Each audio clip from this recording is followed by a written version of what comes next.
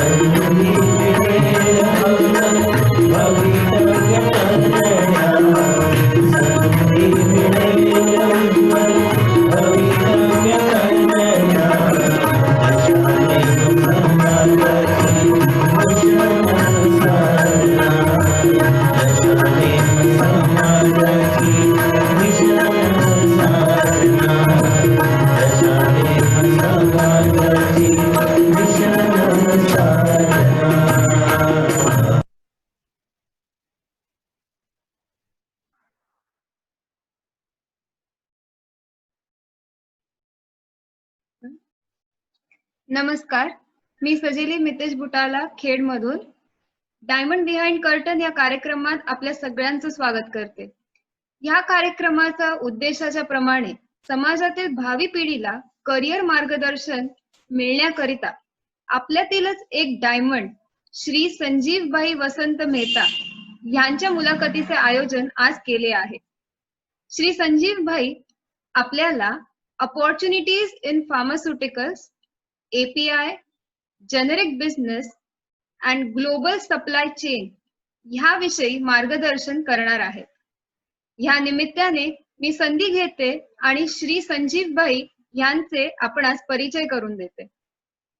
यांनी आपलं शैक्षणिक graduate diploma in material management that is GDMM हे from Indian institute of material management मधून केलेलं आहे.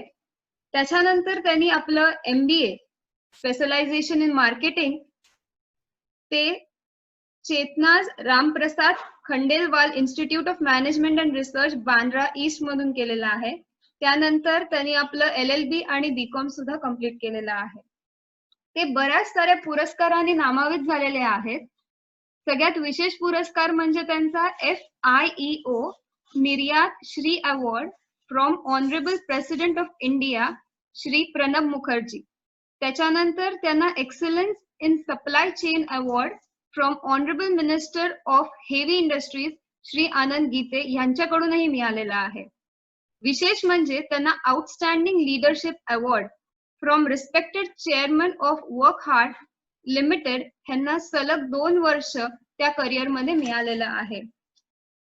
तसेच ह्या मुलाखतीत मुलाखत घेणारे श्री सुयोगभाई शेठ मुंबईमधून ह्यातील हे सुद्धा एक व्याख्यात नावाजलेले रिअल इस्टेट डेव्हलपर ते कन्सल्टंट म्हणून गेले 16 वर्ष आपला कालावधी त्यात काढत आहेत. मी श्री सुयोगभाई शेठ यांना विनंती करते की पुढच्या कार्यक्रमाची सूत्र त्यांनी हातात घ्यावी आणि आपला इंटरव्ह्यू आजचा चालू करावा. धन्यवाद. जय श्री कृष्ण. धन्यवाद सजेली. संजीव भाई तुम्ही तुमचा अनम्यूट केलं तर जास्त बरं पडेल. ओके. हो हो. आज आपण गेल्या रविवारी प्रणालीचं इंटरनॅशनल चेस मास्टर प्रणाली धारियाला ऐकलं. आज आपण संजीवभाई मेहतांचे विचार ऐकणार आहोत. ह्या सगळ्या मागची मदत करावी असं मला वाटतं. कदाचित आता मी रिअल इस्टेट कन्सल्टंट आहे किंवा आपल्यापैकी बरीचशी मंडळी ही औषध निर्मिती किंवा औषध ह्या व्यवसायाशी संलग्न नसतीलही कदाचित. तर अशा प्रकारच्या व्याख्यानातून आपल्याला निश्चित काय मिळतं, तर भले आपल्या एखाद्या आपल्या स्वतःच्या व्यवसायापैकी तो भाग नसेल, परंतु एखाद्या सिनियर माणसाकडून जेव्हा आपण काही गोष्टी ऐकतो तेव्हा कदाचित आपल्यालाही आपल्या स्वतःच्या व्यवसायाकरता नवीन एखादी सूचना किंवा एखादी संकल्पना आपल्या मनात येऊ शकते. ज्यांना नवीन आता व्यवसाय आपला घडवायचा आहे किंवा ज्यांना नोकरी धंद्यामध्ये यायचं आहे त्या मंडळींकरता एक नवीन काय काय कुठे कुठे आपल्याला संधी उपलब्ध होऊ शकतात त्याची माहिती मिळू शकते. या अनुषंगाने आपण संजीवभाईंना काही प्रश्न मी विचारणार आहे. हे विचारत असताना जे आपण सगळेजण ऐकता आहात आपल्याही मनात बरेच प्रश्न निर्माण होतील. तर माझी आणि संजीवभाईंच्या वतीने आपल्यासाठी विनंती की आपण आपल्या मनात आलेला प्रश्न तत्काळ चॅट बॉक्स मध्ये आपण टाईप करा, म्हणजे आम्हाला तो दिसेल आणि बोलण्याच्या ओघामध्ये त्या प्रश्नाच्या संदर्भात जर बोलणं चालू असेल तर संजीवभाई तेव्हाच त्याला उत्तर देतील. म्हणजे थोड्यापैकी बऱ्यापैकी आपण एकमेकांच्या संवादात राहू शकू. म्हणजे नुसतंच आम्ही बोलतोय आणि तुम्ही ऐकतात असं न होता तुमचाही सगळ्यांचा सहभाग असेल. तर आज संजीवभाईंची मुलाखत घेताना मला फार आनंद होतोय, कारण आजोळचा माणूस भेटलं की फार मजा वाटते. माझा आजोळ महाड, संजीवभाई महाडचे. अशा प्रकारे आजोळच्या माणसाची मुलाखत घ्यायचा योग मला सतीशबाईंनी आणून दिला. सतीशबाई पण माझ्या गावचे, मी पोलादपूरचा, त्यामुळे सगळे गावकरी म्हणजे एकत्र आलेलं. सतीशबाईंनी मला माझ्या मातुलग्रामच्या एका विख्यात व्यक्तीचा आज म्हणजे मुलाखत घ्यायची संधी दिली. संजय भाई, पहिला प्रश्न, आपली शैक्षणिक कारकीर्द निश्चित कशी घडली? कारण आपण महाडच्या आंबेडकर कॉलेज पासून सुरुवात केली, तिथून 3, 4, 5 डिग्री आपल्या हातात आहेत. तर हे एकंदरीत कसं घडलं याबद्दल थोडं सांगू शकाल काय?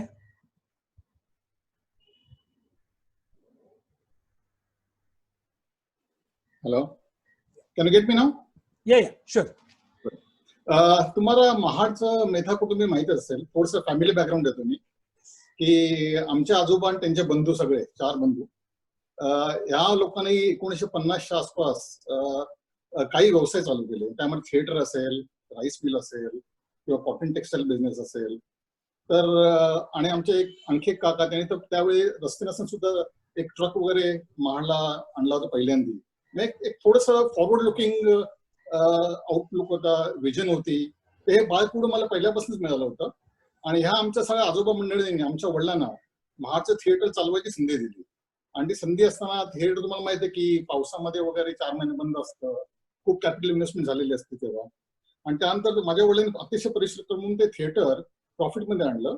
आणि 1960-70 नंतर तर थिएटर हा बिझनेस खूप अतिशय चांगला चालू लागला. पण हा एकत्र कुटुंबीय व्यवसाय असल्यामुळे आमच्या फॅमिलीने असा निर्णय घेतला की एका मुलांनी तरी मुंबईला यावं आणि शिकावं आणि उच्च शिक्षण घ्यावं. आणि त्यामुळे मी मुंबईला आलो आणि मग पुढची माझी कारकीर्द मुंबईमध्ये चालू झाली. यामध्ये माझ्या काही मामांनी वगैरे मला मदत केली. तर पहिल्यांदा महाडला ग्रॅज्युएशन केल्यानंतर, आणि जनरली महाड तुम्हाला माहिती आहे व्हर्नाक्युलर मीडियम, तर त्यामुळे मुंबईत आल्यानंतर पहिला एक तुम्हाला इश्यू असतो की how you deal with people. Basically highly competitive society असते तिकडे, प्रचंड कॉम्पिटिशन असतं.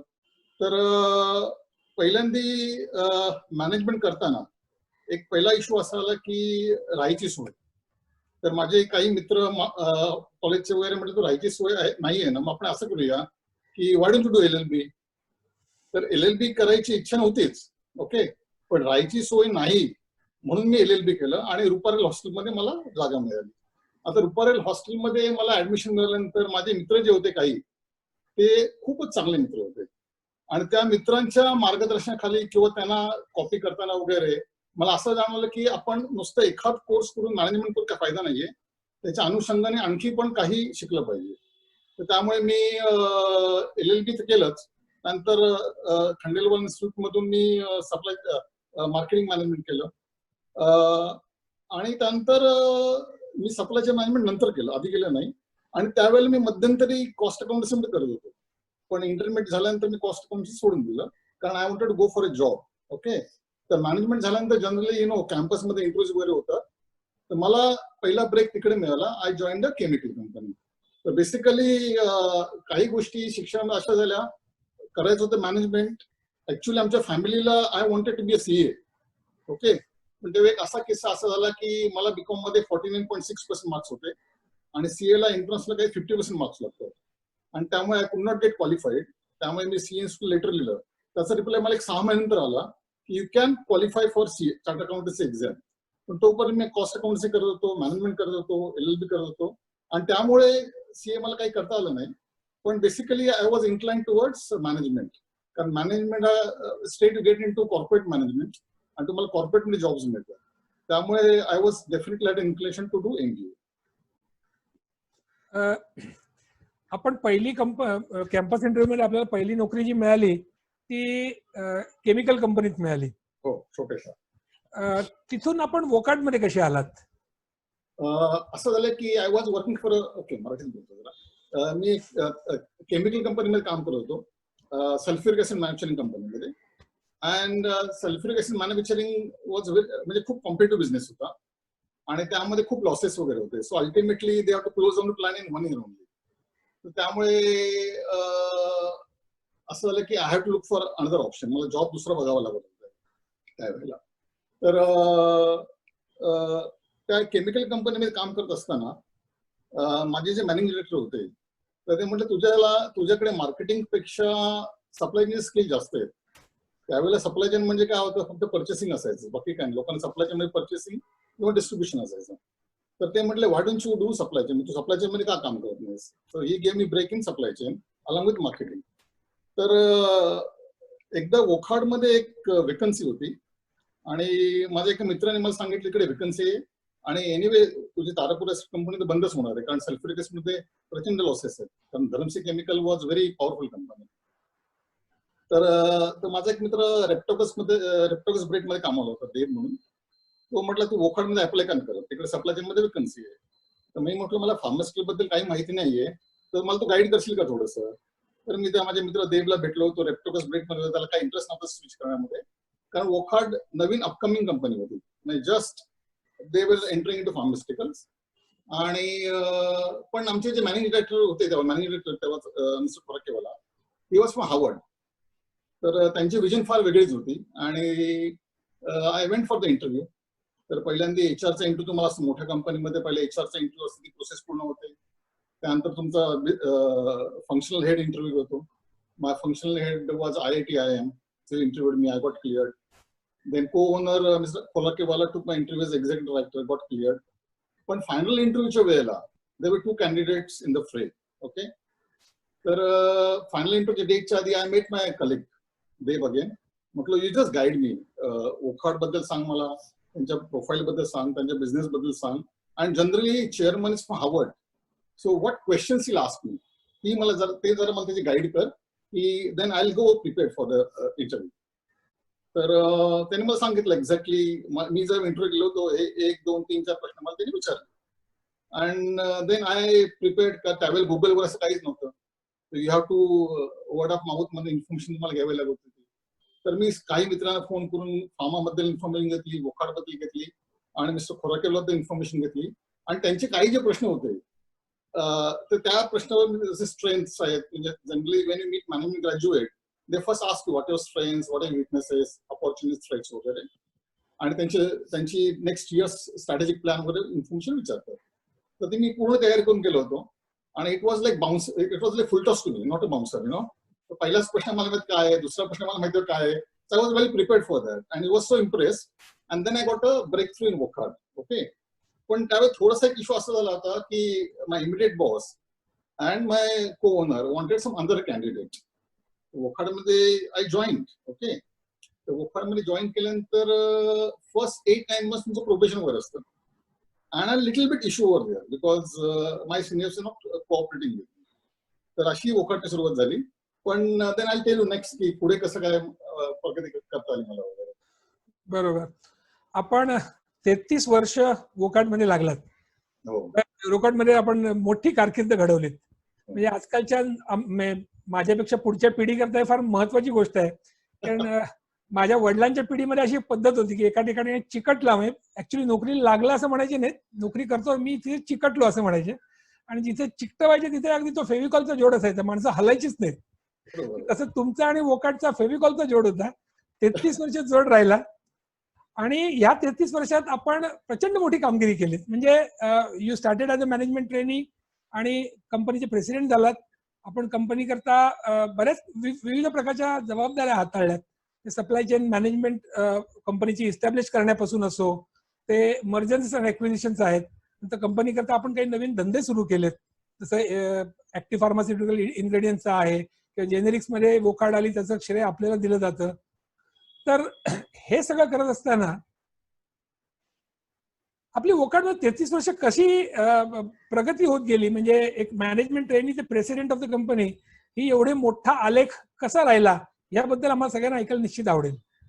ओके. त्याची सुरुवात अशी झाली की मी मॅनेजमेंट ट्रेनिंग म्हणून जॉईन झालो. First 9 to 10 months new entrant. तर ते तुम्हाला सांगितलं थोडंसं मला I was finding difficult to adjust, कारण my seniors were not cooperating, they wanted some other candidate, आणि I was recruited by chairman.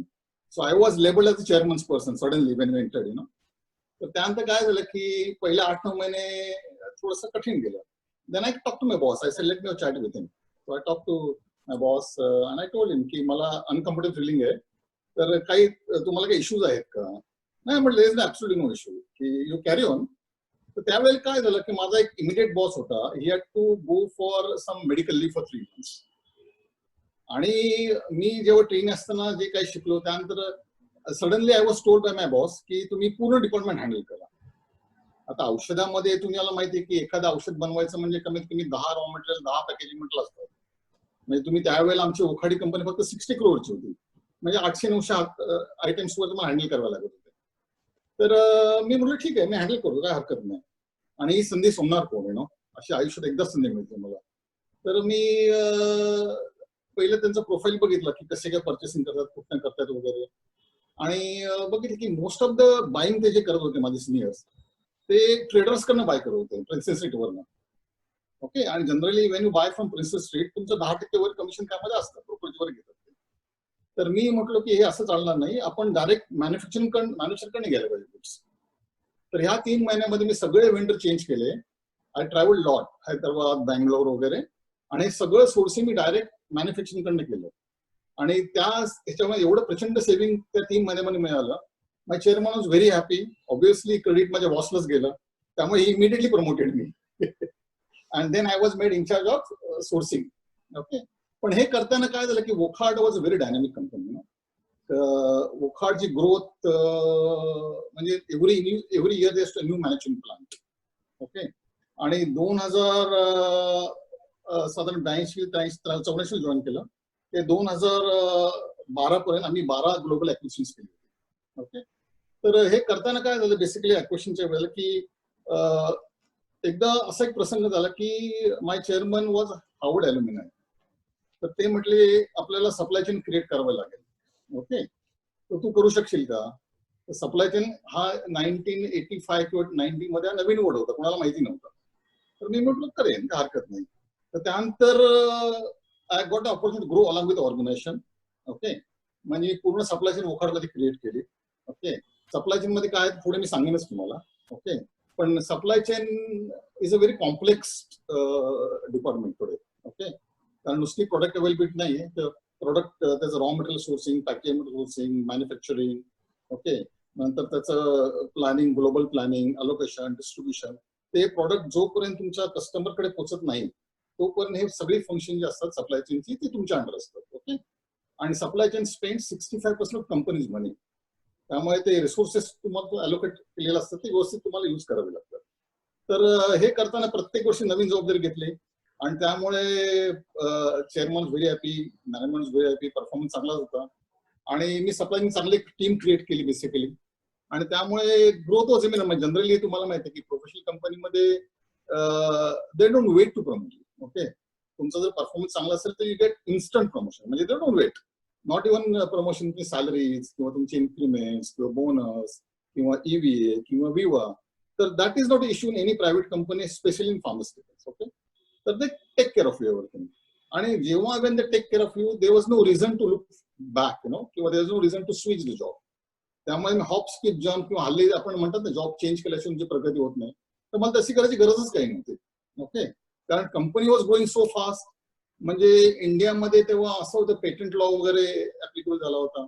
आणि त्यामुळे इंडियन कंपनीला खूप ऑपॉर्च्युनिटीज होत्या. म्हणजे वोकहार्ड असेल, सन असेल, लुपिन असेल, रॅम्बॅक्सी असेल, या 5-6 झायडस केडेर असेल, त्या 6 ते 7 कंपन्या तेव्हा ग्लोबल मॅपवर यायला सुरुवात झाली होती. तर त्यामुळे माझा आलेख किंवा माझी प्रगती कंपनी बरोबरच झाली.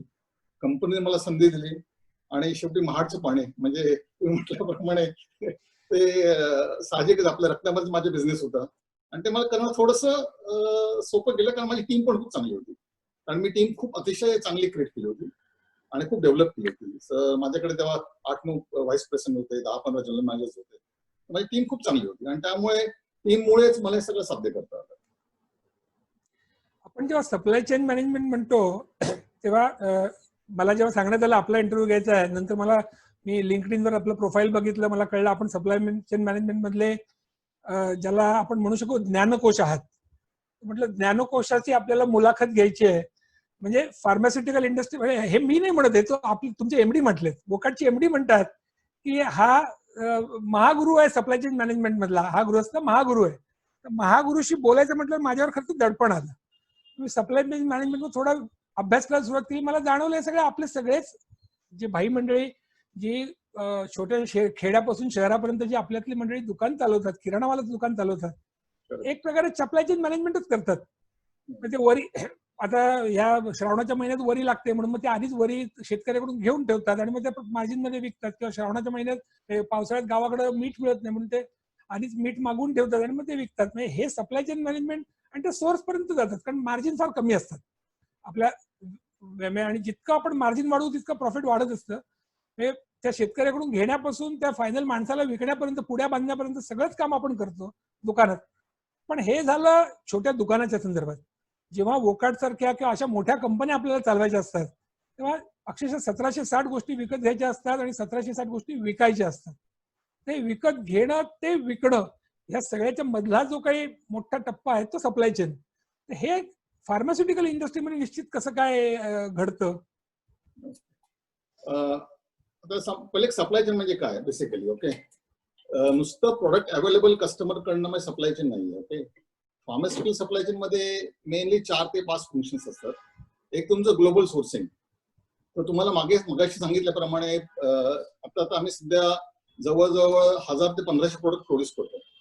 तर जेव्हा तुम्ही 1000 ते 1500 प्रोडक्ट प्रोड्यूस करता तर प्रत्येक प्रोडक्ट मध्ये 10 ते 15 मटेरियल असतात. म्हणजे काही कॉमन मटेरियल सोडली तर आम्ही ग्लोबली 6 ते 7000 मटेरियल परचेस करायचो. आणि हे सोर्सिंग कुठनं करायचो आम्ही? चायना मेजर होतं, जपान, युरोप, USA आणि काही इंडियातले वेंडर्स. ओके, तर माझं सोर्सिंग डिपार्टमेंट खूपच म्हणजे जवळ 40 ते 50 लोक आम्हाला सोर्सिंग मध्ये. आम्ही ते बायफर केलं, raw materials, API, packaging materials. तर एक सोर्सिंग हा जो प्रकार आहे आणि त्याच्यामध्ये काय असतं की तुम्हाला lot of money you spend. Okay, कारण त्यामध्ये तुम्हाला निगोशिएटिंग स्किल खूप गरज असते. ओके, तर I picked up 2 nice boys. Okay, त्यांची निगोशिएटिंग स्किल्स खूप चांगली होती आणि स्पेशली इंटिग्रिटी खूप चांगली होती. कारण सप्लाय सोर्सिंग मध्ये फार महत्वाचं आहे की तुमची ऑनेस्टी, इंटिग्रिटी. ओके, तर I could find 2 nice vice presidents आणि त्यांच्याप्रमाणे आम्ही सगळं पूर्ण त्यांना इंडक्ट करून पूर्ण सोर्सिंग डिपार्टमेंट डेव्हलप केलं बेसिकली. आणि ग्लोबल सोर्सिंग करतात. ग्लोबल सोर्सिंग करताना majority of things comes from China. हे तुम्हाला तर माहिती असेल. म्हणजे जवळ 70 ते 80% फार्मास्युटिकल मधली APIs, इंटरमिडिएट्स they come from China. तर चायनाला अतिशय ट्रॅव्हल करणं सगळ्यांना गरजेचं होतं. ओके, तर आम्ही तर दरवर्षी चायनाला ट्रॅव्हल करायचो. म्हणजे अजून पण 25-30 वेळा चायनामध्येच प्रवास केला असेल. तर मला कदाचित मुंबईपेक्षा म्हणजे महाराष्ट्रापेक्षा चायना जास्त माहिती असेल. कारण आमची गरज होती तिकडे जाण्यात. तर सोर्सिंग डिपार्टमेंट जे आहे ते अतिशय महत्वाचं होतं. ओके, दुसरं एक डिपार्टमेंट होतं ग्लोबल प्लॅनिंग. कारण आमचे म्हटलं इंडियामध्ये 8 NO प्लांट होते. नंतर आम्ही ऍक्विशन्स करून फ्रान्सला प्लांट होता आमचा, आयर्लंडला होता, UK ला होता, USA ला होता आणि आम्ही सगळं ग्लोबल प्लॅनिंग करायचो. तर माझी ग्लोबल प्लॅनिंग टीम मध्ये I had lot of IITs आणि इंजिनियर्स सगळे होते माझ्याकडे. तर त्यांच्या थ्रू हे प्लॅनिंग डिपार्टमेंट सेट केलं होतं. तिसरं फंक्शन असं, आणि ते प्लॅनिंग डिपार्टमेंटची जबाबदारी काय? Production planning. कुठल्या प्लांट मध्ये कुठल्या लाईनवर काय प्रोडक्ट प्रोड्यूस करायचं. आता प्रत्येक प्लांट मध्ये तुम्हाला माहिती आहे की इंजेक्टेबल लाईन असते, टॅबलेट लाईन असते, ऑइंटमेंट लाईन असते, कॅप्सूल लाईन असते. त्या प्रत्येक लाईनवर प्रोडक्ट शेड्युलिंग करावं लागतं. हे प्लॅनिंगचं काम असतं. हे प्लॅनिंग पूर्ण डिपार्टमेंट सगळं सांभाळतं. म्हणजे प्लॅनिंगची जबाबदारी production planning, purchase planning, inventory control. Okay, आणि हे सगळं फंक्शन हे डिपार्टमेंट हँडल करतं. आणि moving goods to various warehousing हे त्यांचं काम असतं. तिसरं डिपार्टमेंट जे असतं डिस्ट्रीब्युशन लॉजिस्टिक्स. आता डिस्ट्रीब्युशन म्हणजे तुम्ही डोमेस्टिक, आता आमचे एवढ्या प्लांट्स आहेत, आमचे काही हब्स होते, 4 हब्स होते मोठे, 26 CNF होते, प्रत्येक स्टेटमध्ये CNF होते आणि जवळजवळ साधारण 4 ते 5000 स्टॉकिस्ट होते आमचे. या सगळ्यांना लिंक करतो आम्ही डिस्ट्रीब्युशन लॉजिस्टिक मध्ये लिंक करतो. ओके, तर त्यामुळे महिना आम्हाला काय 300-400 ट्रक लागायचे टू मूव्ह द गुड्स. आता इंटरनॅशनली आम्ही एक्सपोर्ट खूप करायचो. त्यामुळे आमचे प्लांट सगळीकडे होते. काही मॅन्युफॅक्चरिंग इंडियामध्ये व्हायचो. त्यामुळे 200 ते 300 कंटेनर पर मंथ विस टू मूव्ह इट. ओके, तर सगळे रिलेशिप शिपिंग लाईन्स किंवा एअरलाईन्स काही वेळा फ्लाईट चार्टर करावी लागायची. ओके, काही इमर्जन्सी असायची. तर त्यामुळे हे फंक्शन एक अतिशय महत्वाचं होतं. चौथं मी काय थोडंसं केलं होतं की जर ही एवढी मोठी फंक्शन्स असतील तर तुमचं IT खूप स्ट्रॉंग असायला पाहिजे. तर IT डिपार्टमेंटचा कंट्रोल मी पूर्ण घेतला होता आणि माझ्या IT डिपार्टमेंटमध्ये आहे रिक्रुटेड व्हेरी इंटेलिजंट बॉय. म्हणजे काही लोक ओळखत राज ठाकरेंचे मेवणे आहेत ते अजूनही माझ्या डिपार्टमेंटला काम करत असते. तर ते माझं IT सांभाळत होते आणि त्यांनी खूप प्रचंड मेहनत केली आणि पूर्ण SAP आम्ही इम्प्लिमेंट केलं वोकार्डमध्ये. नंतर नॉलेज मॅनेजमेंट इम्प्लिमेंट केलं आणि आम्ही पूर्ण ग्लोबली केलं. म्हणजे आम्ही फिंगर टिप्सवर आम्हाला सगळी इन्फॉर्मेशन मिळत होती की कसं काय करायचं ते हे. आणि त्यानंतर त्यामुळे काय झालं की हे सगळं प्रोडक्ट अवेलेबल करणे 4 ते 5000 स्टॉकिस्ट पॉइंटला आणि त्यानंतर ते नंतर 7 ते 8 लाख केमिस्टला सप्लाय करणे. तर हे सगळं पूर्ण सप्लाय चेन आहे.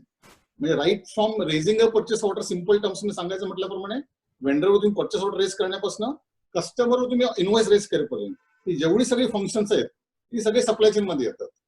ओके, त्यामुळे ते फंक्शन खूप कॉम्प्लेक्स आहे आणि कंपनीचं बॅकबोन फंक्शन आहे. कारण प्रॉडक्ट अवेलेबिलिटी, रिसोर्स प्लॅनिंग, कंपनीचं वर्किंग कॅपिटल हे सगळ्या फंक्शन मध्ये येतात. म्हणजे सप्लाय चेन मॅनेजमेंट फार्मास्युटिकल इंडस्ट्रीचं आपण समजून घेतलं तर मी असंच म्हणेन की आपल्यातल्या मंडळींना संधी कुठे कुठे दिसत आहेत. तर तुम्हाला तशा मोठ्या मोठ्या कंपनींना पहिलं तर कच्चा माल पुरवणं ही एक मोठी संधी आहे. नंतर कच्च्या मालाची आणि तयार झालेल्या मालाची तुम्हाला जी म्हणजे वाहतूक करायची आहे, तर वाहतूक ही दुसरी संधी आहे. नंतर तयार झालेला माल विकणं, जे कॅरीड आपण C&F म्हटलं, कॅरिंग अँड फॉरवर्डिंग एजंट्स आणि स्टॉकिस्ट, त्यानंतर त्या औषधांची विक्री करणं, हे बऱ्याचशा गोष्टीमध्ये संधी आहेत. आणि ह्याच्या दरम्यान जे ऍक्च्युअली एखाद्या फॅक्टरीमध्ये जेव्हा एखादी गोष्ट बनवली जाते तर त्याच्याकरता लागणारी यंत्रसामग्री म्हणा किंवा बाकीचे जे गोष्टी आहेत त्या पुरवणं, ह्या सगळ्या संधी मला दिसत आहेत. तर आपण आजचा आपला सगळ्यात महत्वाचा उद्देश हाच आहे की आपल्या संधी आपल्या लोकांना सांगणं. तर आपण पहिल्या टप्प्यापासून सुरुवात करूया की जे औषध निर्मिती आहे त्याच्यामध्ये आपण API म्हटलं, ऍक्टिव्ह फार्मास्युटिकल इन्ग्रेडियंट्स. त्या संदर्भात राकेश शहांनी पण एक चॅटबॉक्स मध्ये प्रश्न विचारला, API मला सांगाल का आणि त्याच्यामध्ये काय संधी आहेत? कारण API आपण मुहूर्तमेढच रोवली होती वोकार्ड मध्ये, आणि जेनेरिक औषध. तर जेनेरिक औषध आणि API या दोनच्या उत्पादन करण्यामध्ये काय संधी आपल्या मंडळींना उपलब्ध असू शकतील? आपण असं करूया की आपला जास्तीत वेळ आपण या ऑपॉर्च्युनिटी मध्ये स्पेंड करूया. तर मी पहिलं ग्लोबल सोर्सिंग मध्ये 4 फंक्शन मध्ये प्रत्येकाला संधी सांगतो. सोर्सिंग, प्लॅनिंग, ओके, नंतर इतर फंक्शन्स फार्मास्युटिकल, नंतर API बिझनेस आणि नंतर जनरिक्स. असे 5 भागामध्ये आपण सगळी इन्फॉर्मेशन शेअर आणि मग आपण सगळ्यांचे प्रश्न घेऊया. ओके, आता तुम्हाला सांगितल्याप्रमाणे सोर्सिंग हे अतिशय महत्वाचं फंक्शन आहे कुठल्याही फार्मस्युटिकल कंपन्यामध्ये. आणि जवळजवळ तुम्हाला सांगितल्याप्रमाणे जेव्हा तुम्ही 1000 एक औषधं बनवता तेव्हा तुम्हाला साधारण 5,000 रॉ मटेरियल, पॅकिंग मटेरियल लागतं. ओके, आता ही सगळी तुम्ही काही इम्पोर्ट करू शकत नाही. तर तुम्हाला काय करायला लागतं बेसिकली की सध्या तरी हे खूपशा गोष्टी चायनावरून इम्पोर्ट होतात, रॉ मटेरियल्स, पॅकिंग मटेरियल्स. 70 आणि 80च्या दशकामध्ये ह्या पूर्वी गोष्टी सगळ्या पुरुष व्हायच्या हैदराबादला. नंतर हैदराबाद कॉम्पिटिटिव्ह राहिलं नाही. ओके, पोल्युशन कंट्रोलचे काही इश्यू होते, सगळं मॅनेजिंग ऑटोमॅटिकली शिफ्ट झालं चायनाला. देवर कॉम्पिटिटिव्ह, ग्लोबल मॅनेजिंग त्यांनी केलं. पण आता ह्या आत्मनिर्भर भारत प्रोजेक्टमुळे आपल्याला खूपशा संधी ह्याच्यामध्ये आहेत. ओके, तर आपण काय काही ग्रीन फील्ड प्रोजेक्ट जर असतील, आता गव्हर्नमेंटने एक नवीन काही स्कीम केली आहे. Government is going to number of SCZ units आणि त्यानं काहीतरी गव्हर्नमेंट 7,000 करोड वगैरे काहीतरी स्पेंड करणार आहे. तर म्हणजे जनरली मोठ्या कंपन्या यामध्ये इन्व्हॉल्व आहेत, पण एखाद्याला कोणाला बघायचं असेल ग्रीन फील्ड प्रोजेक्ट जरी करायचं असेल, काही 53 API जी आहेत ते आपण इंडियामध्ये बनवत नाही आहोत किंवा आपण इम्पोर्ट करतो, त्या आपल्या इंडियामध्ये बनवता येतील का, हे गव्हर्नमेंट आता एक स्कीम अनाऊन्स केलेली आहे. ओके, तर काही मंडळींचं जे करायचं असेल API तर त्या SCZ युनिटमध्ये they can go bye land, कारण तुमच्या बाकीच्या सगळ्या युटिलिटीज ज्या आहेत ते सगळे गव्हर्नमेंटचे असणार आहे. ओके, तुम्हाला फक्त लँड ते अलोकेट करतील, यू टू स्टार्ट मॅन्युफॅक्चरिंग. पण ह्याच्यामध्ये ग्रीनफील्ड प्रोजेक्टमध्ये माझ्या हिशोबाने खूपशा मोठ्या कंपन्या असतील, त्यामुळे it's a big opportunity for big company basically.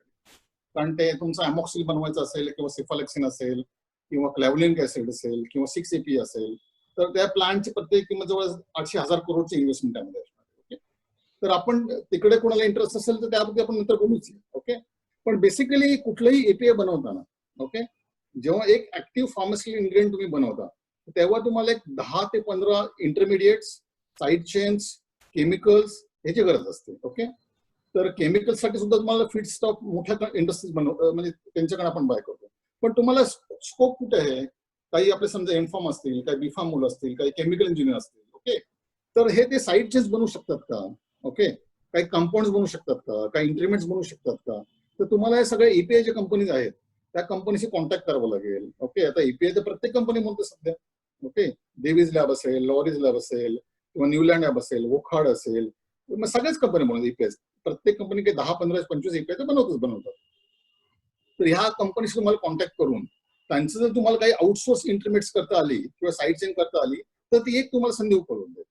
तर माझ्याशिवाय काही केमिकल इंजिनियर्स, एमफॉर्म यांना एक संधीकडे बघता येईल. ओके, दुसरं काही एक्सिपियन्स. आता जेव्हा तुम्ही फॉर्म्युलेशन बनवता ते त्यामध्ये ऍक्टिव्ह इन्ग्रेडियंट असतं. समजा पॅरासिटामॉल हे ऍक्टिव्ह इन्ग्रेडियंट त्यामध्ये, पण त्याच्याबरोबर काय असतं, फिलर असतं. म्हणजे तुम्ही त्यामध्ये मेस्ट असणार किंवा टाल्कम असणार किंवा काही कोटिंग मटेरियल असणार. ओके, तर हे जे बनवते काही कंपन्या छोट्या असतात, मिड साईजच्या असतात, तर ते तुम्हाला बनवता येतील का? ओके, तर खूपशा कंपन्या इंडियामध्ये बनवायला सुरुवात केलेली आहे. तर त्यामध्ये आपले काही समाज बांधवांना इंटरेस्ट असेल आणि हे सगळे एमएसएमई मध्ये, तर त्यामुळे तुम्ही ते काही गोष्टी बनवू शकता. ओके, तर ती एक संधी तुम्हाला अवेलेबल आहे. म्हणजे आता ह्याच्यामध्ये तुम्हाला इन्फॉर्मेशन कशी काढता येईल, तर एक जनरली 2 एक्झिबिशन होतात. एक CPHI म्हणून एक्झिबिशन दरवर्षी युरोपमध्ये असतं, चायनामध्ये असतं. ओके, तुम्ही गुगल CPHI टाईप केली तुम्हाला इन्फॉर्मेशन मिळेल. आणि इंडियामध्ये असतं. ही जर तुम्ही एक्झिबिशन अटेंड केली, तर एक्झिबिशन अटेंड करताना समजेल की अनेक छोटे मोठे स्टॉल तिकडे असतात. आता एका एक्झिबिशनला कमीत कमी 2 ते 3 हजार स्टॉल असतात. तर तुम्ही त्यांच्याशी बोलू शकता, कन्सल्ट करू शकता, त्यांच्याकडनं काही शिकू शकता. तिथं तुम्हाला कॉम्पिटिशन समजेल, काय कॉम्पिटिशन आहे, काय रेट्स आहे. तर तुम्हाला थोडंसं एक प्रोजेक्ट वर त्या बाबतीत करावं लागेल. पण बेसिकली एक महत्वाचं आहे की तुम्ही या चांगल्या कंपनी जर कॉन्टॅक्ट केलं, त्यांचे रिसर्च डिपार्टमेंट किंवा प्रोडक्शन डिपार्टमेंट किंवा API डिपार्टमेंटला, तर ते तुम्हाला संधी देतील की काही एक्सपिरियन्स बनवा, काही इंटरमिडिएट्स बनवा, काही साईड चेंज बनवा. ओके, हा झाला तुमचा API आणि इंटरमिडिएटचा पार्ट आणि एक्सपिरियन्सचा पार्ट. दुसरं एक महत्वाचं असं आहे त्यामध्ये की काही लॅब केमिकल्स लागतात. ओके, प्रत्येक API मध्ये काही केमिकल्स लागतात. म्हणजे तुमचं समजा हायड्रोक्लोरिक ऍसिड, ओके, किंवा नायट्रिक ऍसिड असेल, ओके, किंवा तुमचा IPA असेल. काही कंपन्यांना ते एवढी क्वालिटी स्पेसिफिक आहे ते बल्क केमिकल युज करू शकत नाही, त्याने प्युअर केमिकल लागतात. ओके, म्हणजे API प्रोडक्शनला सुद्धा 99.99% प्युरिटी वगैरे. आता ह्याच्यामध्ये काय असतं, तुम्हाला ते प्युरिफाय करावे लागतात, डिस्टिलेशन कॉलम लागेल, तुम्हाला प्युरिफाय करावं लागेल. ओके, तर हे छोटासा उद्योग आहे. मग तुम्हाला एखादं IPA समजा आणावं लागेल कुठे लिचँग तैवानवरनं, जवळ 99.5% प्युअर असतं. एखादं डिस्टिलेशन कॉलम गोळा करून थोडं तुम्ही प्युरिफाय केलं 99% आणि you get almost double the profit. हे तुम्हाला करता येईल का? ओके, किंवा आम्ही एक इंट्राव्हनस बनवायचो, तुमचं म्हणजे IV युनिट्स बनवायचो, IV. ओके, आम्ही काहीतरी दिवसाला 3 ते 4 लाख युनिट्स बनवायचो रूम लागलं. तर IV बनवताना तुम्हाला sodium chloride, potassium chloride, okay, mannitol हे फार प्युरिफाईड लागतं, कारण तुमच्या बॉडीमध्ये डायरेक्ट ते व्हेन मध्ये इंजेक्ट होतं. तर ते करताना काय तुम्ही कमर्शियल ग्रेड यूज करू शकता त्यामध्ये, किंवा फार्मा ग्रेड सुद्धा यूज करू शकता. तुम्हाला ते इंजेक्टेबल ग्रेड लागतं. ते इंजेक्टेबल ग्रेडसाठी प्युरिफिकेशन करावं लागतं. तर ह्या प्युरिफिकेशन मध्ये काही कंपन्यांनी आम्ही डेव्हलप केलेलं उखडलं. कॅन्टॉन लॅब तुम्ही जर याच्या गुगलवर गेलात, सर्च केलं किंवा रॅनकेम, तर आम्ही ह्या काही वेंडरना डेव्हलप केली होती. आता हे आपल्या समाजातल्या काही लोकांनी करायचं असेल छोटेसे उद्योग, ते खूप चांगल्या प्रकारे करू शकतात. त्यामध्ये काही जास्त इन्व्हेस्टमेंट नाहीये. ओके, पण प्रॉफिटेबिलिटी जास्त आहे, लो इन्व्हेस्टमेंट आहे आणि लाईफ लॉंग बिझनेस आहे. हे प्युरिफिकेशन, डिस्टिलेशन ह्या युनिट्स तुम्ही करू शकता. तर ही एक संधी तुम्हाला आहे. आणि पण तुम्हाला जास्त इन्फॉर्मेशन पाहिजे, तुम्ही एक्झिबिशन अटेंड करायला पाहिजे. आता तिसरी गोष्ट आहे पॅकेजिंग. प्रत्येक औषध जेव्हा तुमचं बनतं, टॅबलेट असून दे, कॅप्सूल असून दे, तर कमीत कमी 8 ते 10 पॅकेजिंग मटेरियल लागतं. ओके, आता हे पॅकेजिंग मटेरियल कुठले असतात? बॉटल्स असतात, कॅप्सूल्स असतात, किंवा तुमचे फॉइल्स आहेत, PVC आहे, कार्टन्स आहे, इन्सर्ट्स आहेत, शिपर्स आहेत, पॅलेट्स आहेत. ओके, आता हे जे अँच्युअली इंडस्ट्रीज आहेत फार्मास्युटिकलच्या, त्या एखाद्या फार्मास्युटिकल बेल्ट मध्ये जिकडे 4-5 फार्मास्युटिकल कंपनीज आहेत, तिकडे तुम्ही करू शकता का त्यांच्याशी बोलून वगैरे? कारण जनरली आता लेबल्स हा छोटासा आयटम आहे. एक क्रोमोलॅक, तुम्ही एक जर हायडलबर्गचं लेबल प्रिंटिंग मशीन जर आणलं, तर तुम्ही लेबल कार्टन्स प्रिंट करू शकता त्यावर. ओके, खूपशे वगैरे ते तुम्ही सप्लाय करू शकता. त्यानंतर तुम्ही एखादं PVC येऊन तुम्ही PVC बल्क मध्ये बाय करून किंवा अल्युमिनियम फॉइल बल्क मध्ये बाय करून तुम्ही थोडंसं प्रिंटिंग युनिट टाकू शकता. हे जे छोटेसे धंदे आहेत ना, शिपर्स, आता शिपर्स तुम्ही फार्माला काय कुठल्याही इंडस्ट्रीमध्ये शिपर्स लागतातच ना.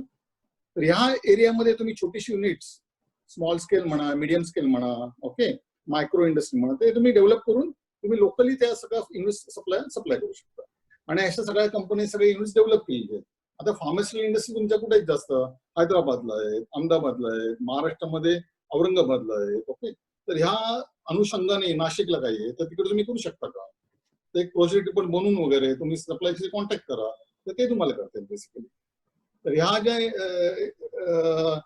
अच्छा, दुसरं एक महत्वाचं आता, कारण आता कोविड आहे, कोविड बाबतीत काहीतरी सोर्सिंगची थोडीशी इन्फॉर्मेशन माझ्याकडे तुम्हाला शेअर करतो मी. आता कोविड पूर्वी आता कोणी पीपीई किट फार कमीच लोक यूज करायचे, फक्त हॉस्पिटल्समध्ये सर्जरीसाठी यूज करायचे. आता प्रत्येक माणूस हॉस्पिटल एंट्री करणे पीपीई किट लागतात, किंवा तुमचे हँड ग्लोव्ज किंवा सॅनिटायझर्स. ओके, आता हे पूर्वी गरज नव्हती. ओके, पण आता अतिशय गरज आहे. आणि ह्या ज्या इंडस्ट्रीज आहेत ह्या तुम्हाला सांगतो तैवान आणि साऊथ कोरिया आणि व्हिएतनामनी या 3 ते 6 महिन्यात डेव्हलप केलेले आहेत. त्यांच्याकडे पूर्वी 6 महिन्यापूर्वी काहीच नव्हतं. आज तर तैवान सारख्या देशामधून जवळ 50 लाख ते 1 करोड पीपी किट्स आणि सॅनिटायझर म्हणजे हँडग्लोव्ज वर ते एक्सपोर्ट करते एव्हरीडे. तर ही संधी प्रचंड आहे. आता काय माहितीये का, लोकल लेवलला तुम्ही जर कुठे युनिट टाकलं एखादं, समजा महाड असेल, चिपळूण असेल, खेड असेल, तर तुम्ही लोकल रिक्वायरमेंट तुम्ही कॅटर करू शकता. ओके, तर हे कोविड मधलं आता एक दुसरे अतिशय महत्वाचं, आपण भाज्यावर घेतो बरोबर आहे, आणि घरात आल्यानंतर तुम्ही मिठान धुता किंवा सोड्यानेवर धुता वगैरे सगळ्या भाज्या बरोबर आहे. तर एक पॉव्हिडन आयोडीन म्हणून एक कंपाऊंड आहे. ओके, ते तुम्हाला नेट पॉव्हिडन आयोडीन, ते एमफार्म किंवा बिफार्म स्टुडंट समजेल. आता इराणमध्ये काय करतात पूर्वीपासून, आताच नाहीये, की कुठलीही भाजी असेल ना तर पहिले ते पॉव्हिडनचे 2 पाण्याने ड्रॉप्स टाकतात आणि ते पाण्यामधनं भाजी काढतात. आपण सोड्यामध्ये करतो आणि ते डिसइन्फेक्ट करतात. ओके, तर हा एक असा ड्रॉप्स वगैरे तुम्हाला तयार करता येईल का? तुम्ही आपले काही मुलं R&D करू शकते, तर त्याप्रमाणे हे नवीन मार्केट आहे. तर कोविडमध्ये जे मार्केट म्हटल्याप्रमाणे पीपी किट्स, हँड ग्लोव्ज, सॅनिटायझर. आता सॅनिटायझर्स बनवायला काय मोठी टेक्नॉलॉजी लागत नाहीये. ओके, तुम्हाला इथेनॉलचा कोटा घ्यायचा शुगर कंपनीकडनं, IPA घ्यायचंय आणि ते तुम्हाला ब्लेंड करून यूज करायचंय. ओके, तर ते तुम्ही करू शकता. म्हणजे काही कंपन्या ज्यांना अनुभव नाही फार्माचा, म्हणजे एशियन पेंट्स, ते सॅनिटायझर बनवत आहेत, डाबर सॅनिटायझर बनवत आहे, नॅशनल पॅरोस्केट सॅनिटायझर बनवत आहेत, पण त्यांचा एवढा रीच नाहीये. ओके, तर समजा कोकणामध्ये एखादं युनिट टाकलं आपण, कोकणचं आपण ओळखीने आपण काय बिझनेस डेव्हलप करू शकतो का? हे सोर्सिंग मधले काही जे म्हणजे अपॉर्च्युनिटीज आहेत त्या आपल्या मुलांना किंवा लोकांना त्यांच्या परिस्थितीप्रमाणे किंवा त्यांच्या नॉलेज प्रमाणे, त्यांच्या एज्युकेशन प्रमाणे they can get into it, असं मला वाटतं. म्हणजे थोडक्यात आपला समाज हा बऱ्यापैकी ट्रेडर्स म्हणजे विक्री करणाऱ्यांचा समाज आहे. आपण तसं बघितलं तर साधारणपणे माणगाव पेंट पासून खालती चिपळूण पर्यंतचा कुठलाही व्यापार आपल्या समाजाला वगळून होऊच शकत नाही. बरोबर आहे. एवढं आपलं तिथे एक प्रकारचं प्राबल्य आहे. आज महाडने मला पिक्चर बघायचं सुंदर चित्रमंदिर आणि गांधी टॉकीज शिवाय पर्याय नाही. त्यामुळे बरेचसे असे व्यवसाय आहेत किंवा बरेचसे असे उद्योग आहेत जे आपण अक्षरशः कॅप्चर केले आणि हे 1-2 नाही 100 वर्ष आहेत.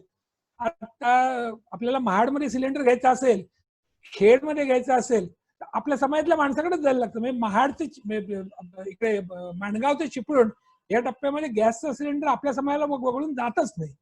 अशा आज मला दापोलीमध्ये पेट्रोल भरायचं असेल तर आपल्या समाजाला आपल्याला टाळताच येत नाही. तर हे आपण ट्रेडर आहोत. ट्रेडर पासून आपण मॅन्युफॅक्चरर्स कडे गेलं पाहिजे.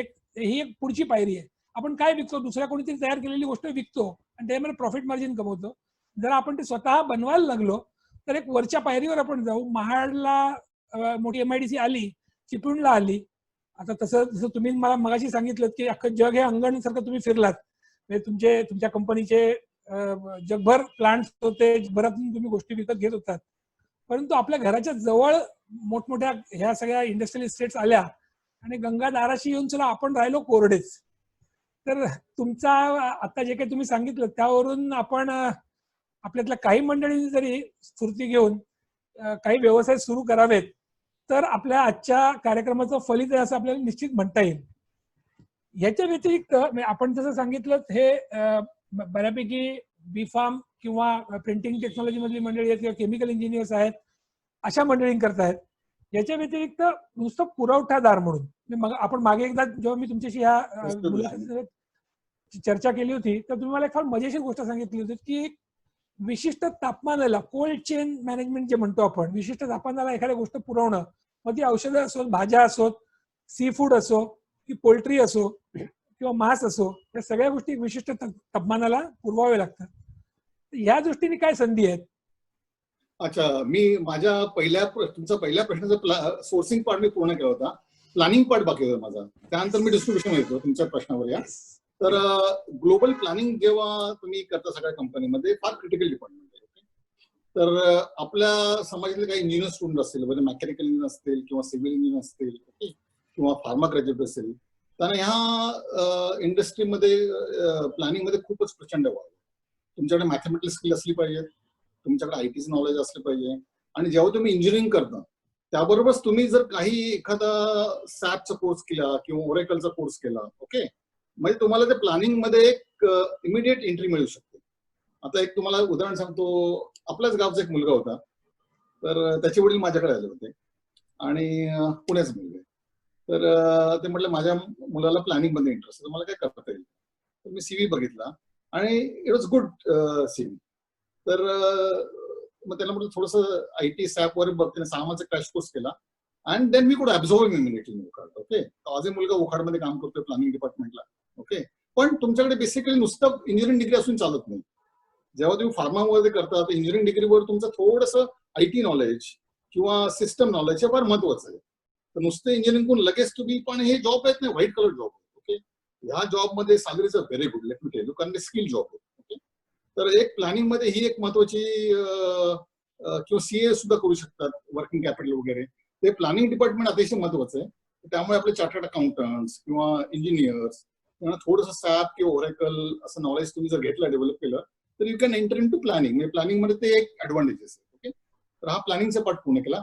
तुमचा प्रश्न डिस्ट्रीब्युशनचा, welcome to that. Basically distribution आणि लॉजिस्टिक अतिशय महत्वाचं फंक्शन आहे सप्लाय चेन मध्ये, अतिशय महत्वाचं. ओके, तर याच्यामध्ये काय आहे, फार्मास्युटिकल डिस्ट्रीब्युशन आणि लॉजिस्टिक हे वेगळं आहे. तुम्ही जर कधी कुठल्या हायवेवर गेलात तर आपले ट्रक तारपोलीने बांधलेले असतात, प्लास्टिक असतं, एखादा बॉक्स दिसतोय, एखादा बॉक्स दिसतोय वगैरे. ओके, तर जेव्हा तुम्ही औषधं ट्रान्सफर करता एका, म्हणजे तुमच्या हब मधून, आमच्या सांगितल्याप्रमाणे महिना 200-300 ट्रक आम्ही मूव्ह करतो. ओके, आमची पहिली कंडिशन असते की ट्रक क्लोज पाहिजे. ओके, ओपन ट्रक असतं का मला, मी सुत्रीने आणि ह्याने असं ट्रक म्हणजे दाखवून दोरखंडाने असं बांधू शकत नाही. क्लोज ट्रक पाहिजे प्रॉपरली. ओके, तर पहिली ती कंडिशन असते. क्लीन ट्रक पाहिजे, हायजीन पाहिजे. तर आम्ही पहिला चेक करतो सर बेसिकली हायजीन आहे का नाही. तर हे जनरली क्लोज ट्रक, जनरली जी अँबियंट, म्हणजे जी ज्या औषधांना टेम्परेचर 30-40 डिग्री चालेल ते आपण क्लोज ट्रक मध्ये आम्ही मूव्ह करतो. पण काही जी प्रोडक्ट असतात त्यामुळे तुम्हाला एक कोल्ड चेन म्हटल्याप्रमाणे तुम्ही आता आपण डिस्कस केलं की समजा इन्सुलिन असेल, ग्लार्जिन असेल, म्हणजे डायबेटिक पेशंट खूप आहेत, तर त्यांना ते टेम्परेचर 2 to 8 डिग्री लागतं. ओके, आता 2 to 8 degree temperature cold chain हा जो बिझनेस आहे इंडियामध्ये हा अजून डेव्हलप झालेला नाही. म्हणजे काय झालं, आम्ही आमचे हब्स कोल्ड चेन आहेत, आमचे जे आम्ही जे ट्रक्स एफएक्स वर काही युज करतो ते कोल्ड चेन डेव्हलप होतात. ओके, तर आमच्या हब पण हब पासून समजा आमचं भिवंडीला हब आहे, महाडला जर कोल्ड चेन पाठवायचं असेल तर आम्हाला एक छोटीशी कोल्ड व्हॅन लागते, ते अवेलेबल होत नाही. ओके, तर तो एक एरिया आहे कोल्ड चेन मध्ये 2 to 8 डिग्री मध्ये. कारण आता तुम्ही डायबेटिक्स बघितलं किंवा आता व्हॅक्सिन समजा आपलं कोविडचं आलं तर कोल्ड चेन तुम्हाला मूव्ह करायला पाहिजे. तर त्यासाठी कोल्ड चेन मध्ये तुम्हाला खूपच संधी आहे. तुम्ही म्हटल्याप्रमाणे फ्लावर्स, फ्रुट्स, व्हेजिटेबल्स हे पुढे पुढे तुम्हाला कोल्ड चेननीच करावं लागणार आहे. सध्या आपण करत नाही आहोत. हा कोल्ड चेन एक बिझनेस आहे, हा एक पूर्ण संधी चांगली आहे. ओके, दुसरी एक संधी कोल्ड चेन मध्ये हे तुम्ही म्हटल्याप्रमाणे मोठे ट्रक्स तर आहेतच, पण गावामध्ये छोटे ट्रक, समजा महाडला कोणा स्टॉकीच असेल तर तुम्हाला पुलत एक करायचं कोल्ड चेन, तुम्ही कसं करणार. एक छोटंसं व्हेकल तुम्हाला कोल्ड चेनचं लागेल. ते टेम्परेचर 2 to 8 डिग्री किंवा अँबियंट टेम्परेचर, अँबियंट टेम्परेचर म्हणजे 22 डिग्री 23 डिग्री करावं लागतं. तर आपल्याकडे 35-40 डिग्री टेम्परेचर असतं, तर औषधाची इफिकसी नसते. तर त्यामुळे हे FDA जे फूड अँड ड्रग ऍडमिनिस्ट्रेशन आहे हे पुढे तुम्हाला ते कंपेल करणार आहे. फार्मास्युटिकल इंडस्ट्रीने कंपेल केलेलंच आहे, तर तसं ते पुढे ट्रान्सपोर्टरने कंपेल करणार आहे, स्टॉकेजने कंपेल केलेलंच आहे. तुम्ही स्टॉकेजकडे गेलं तर एक छोटासा फ्रीज असतो आपल्याकडे, आणि फ्रीज बघितला तो फ्रीज आपल्याकडे पॉवर नसते. ओके, सगळे इंजेक्शन त्यामुळे फ्रीज मध्ये ठेवले असतात. आता पॉवर नसेल तर ते प्रॉडक्टची इफिकसी कशी राहील ती, तुम्ही जे इंजेक्शन घेता ते लागूच होत नाही पूर्ण. तर ही कोल्ड चेन पुढे तुम्हाला इंडियामध्ये कंपल्सरी करावं लागणार आहे. ओके, तर हे कोल्ड चेन मध्ये खूप संधी मला वाटते की म्हणजे मोफिसिल एरियामध्ये, रिटेल म्हणजे विलेज एरियामध्ये, तर ते तुम्हाला करावं लागेल. किंवा कोल्ड चेन मध्ये अतिशय महत्वाचं आहे की थर्मोकॉल बॉक्सेस मध्ये तुम्ही जर प्रॉडक्ट मूव्ह केलं ते काही तास राहू शकतं. तर तुम्ही थर्मोकॉल बॉक्सेस बनवू शकता का, त्याला खूप डिमांड आहे. ओके, तर ते थर्मोकॉल बॉक्सेस तुम्ही बनवू शकता. किंवा हल्ली कोल्ड चेन मध्ये नवीन कन्सेप्ट आले की मुंबईमध्ये तुम्हाला एक प्रॉडक्ट घ्यायचं असेल तर कधी तुम्ही कोणी घेतलं असेल, तुम्ही ऑर्डर केली तर एक कोल्ड चेनचं सेपरेट तुम्हाला छोटंसं पॅक येतं, तो कुरिअर तुमच्या हबमध्ये घेऊन येतो आणि तुम्हाला डिलिव्हर करतो. ओके, तर ते कोल्ड चेन मेंटेन केले जाते. पण आपल्या गावी आपल्या खेड्यामध्ये ही कोल्ड चेन मेंटेन केली जात नाही. ओके, तर कोल्ड चेन मध्ये मला वाटतं एक प्रचंड संधी आहे. तर ती आपल्या मुलांनी बघितली तर मला बरं वाटेल. आणि मोठं काय करायचं, just you move on the भिवंडीत तुम्ही एक खेप मारली तिकडे, तुम्हाला कोल्ड चेन सगळे व्हेकल्स दिसेलच तिकडे. You can get the information. किंवा कोल्ड चेन असं टाईप केलं गुगलवरती तरी तुम्हाला इन्फॉर्मेशन मिळू शकते. आता आणखी एक हा कोल्ड चेनचा प्रकार झाला. आता दुसरं एक आणखी डिस्ट्रीब्युशन मध्ये काय आपल्याला संधी आहे, तर जीएसटी इम्प्लिमेंट झाल्यानंतर आता काय झालं, सीएसटी नाहीये. ओके, तर तुम्ही गुड्स एका स्टेटमध्ये दुसऱ्या स्टेटमध्ये विदाउट सीएसटी तुम्ही मूव्ह करू शकता. तर पूर्वी प्रत्येक स्टेटमध्ये जो सीएनएफ होते, गुजरातमध्ये असेल, आंध्राला असेल, तर तशी प्रत्येक स्टेटमध्ये सीएनएफची गरज नाहीये. तर सगळ्या कंपन्या काय करतायत की तुम्हाला प्रत्येक स्टेटमध्ये सीएनएफ नको असेल, ते हब्स बनवतात.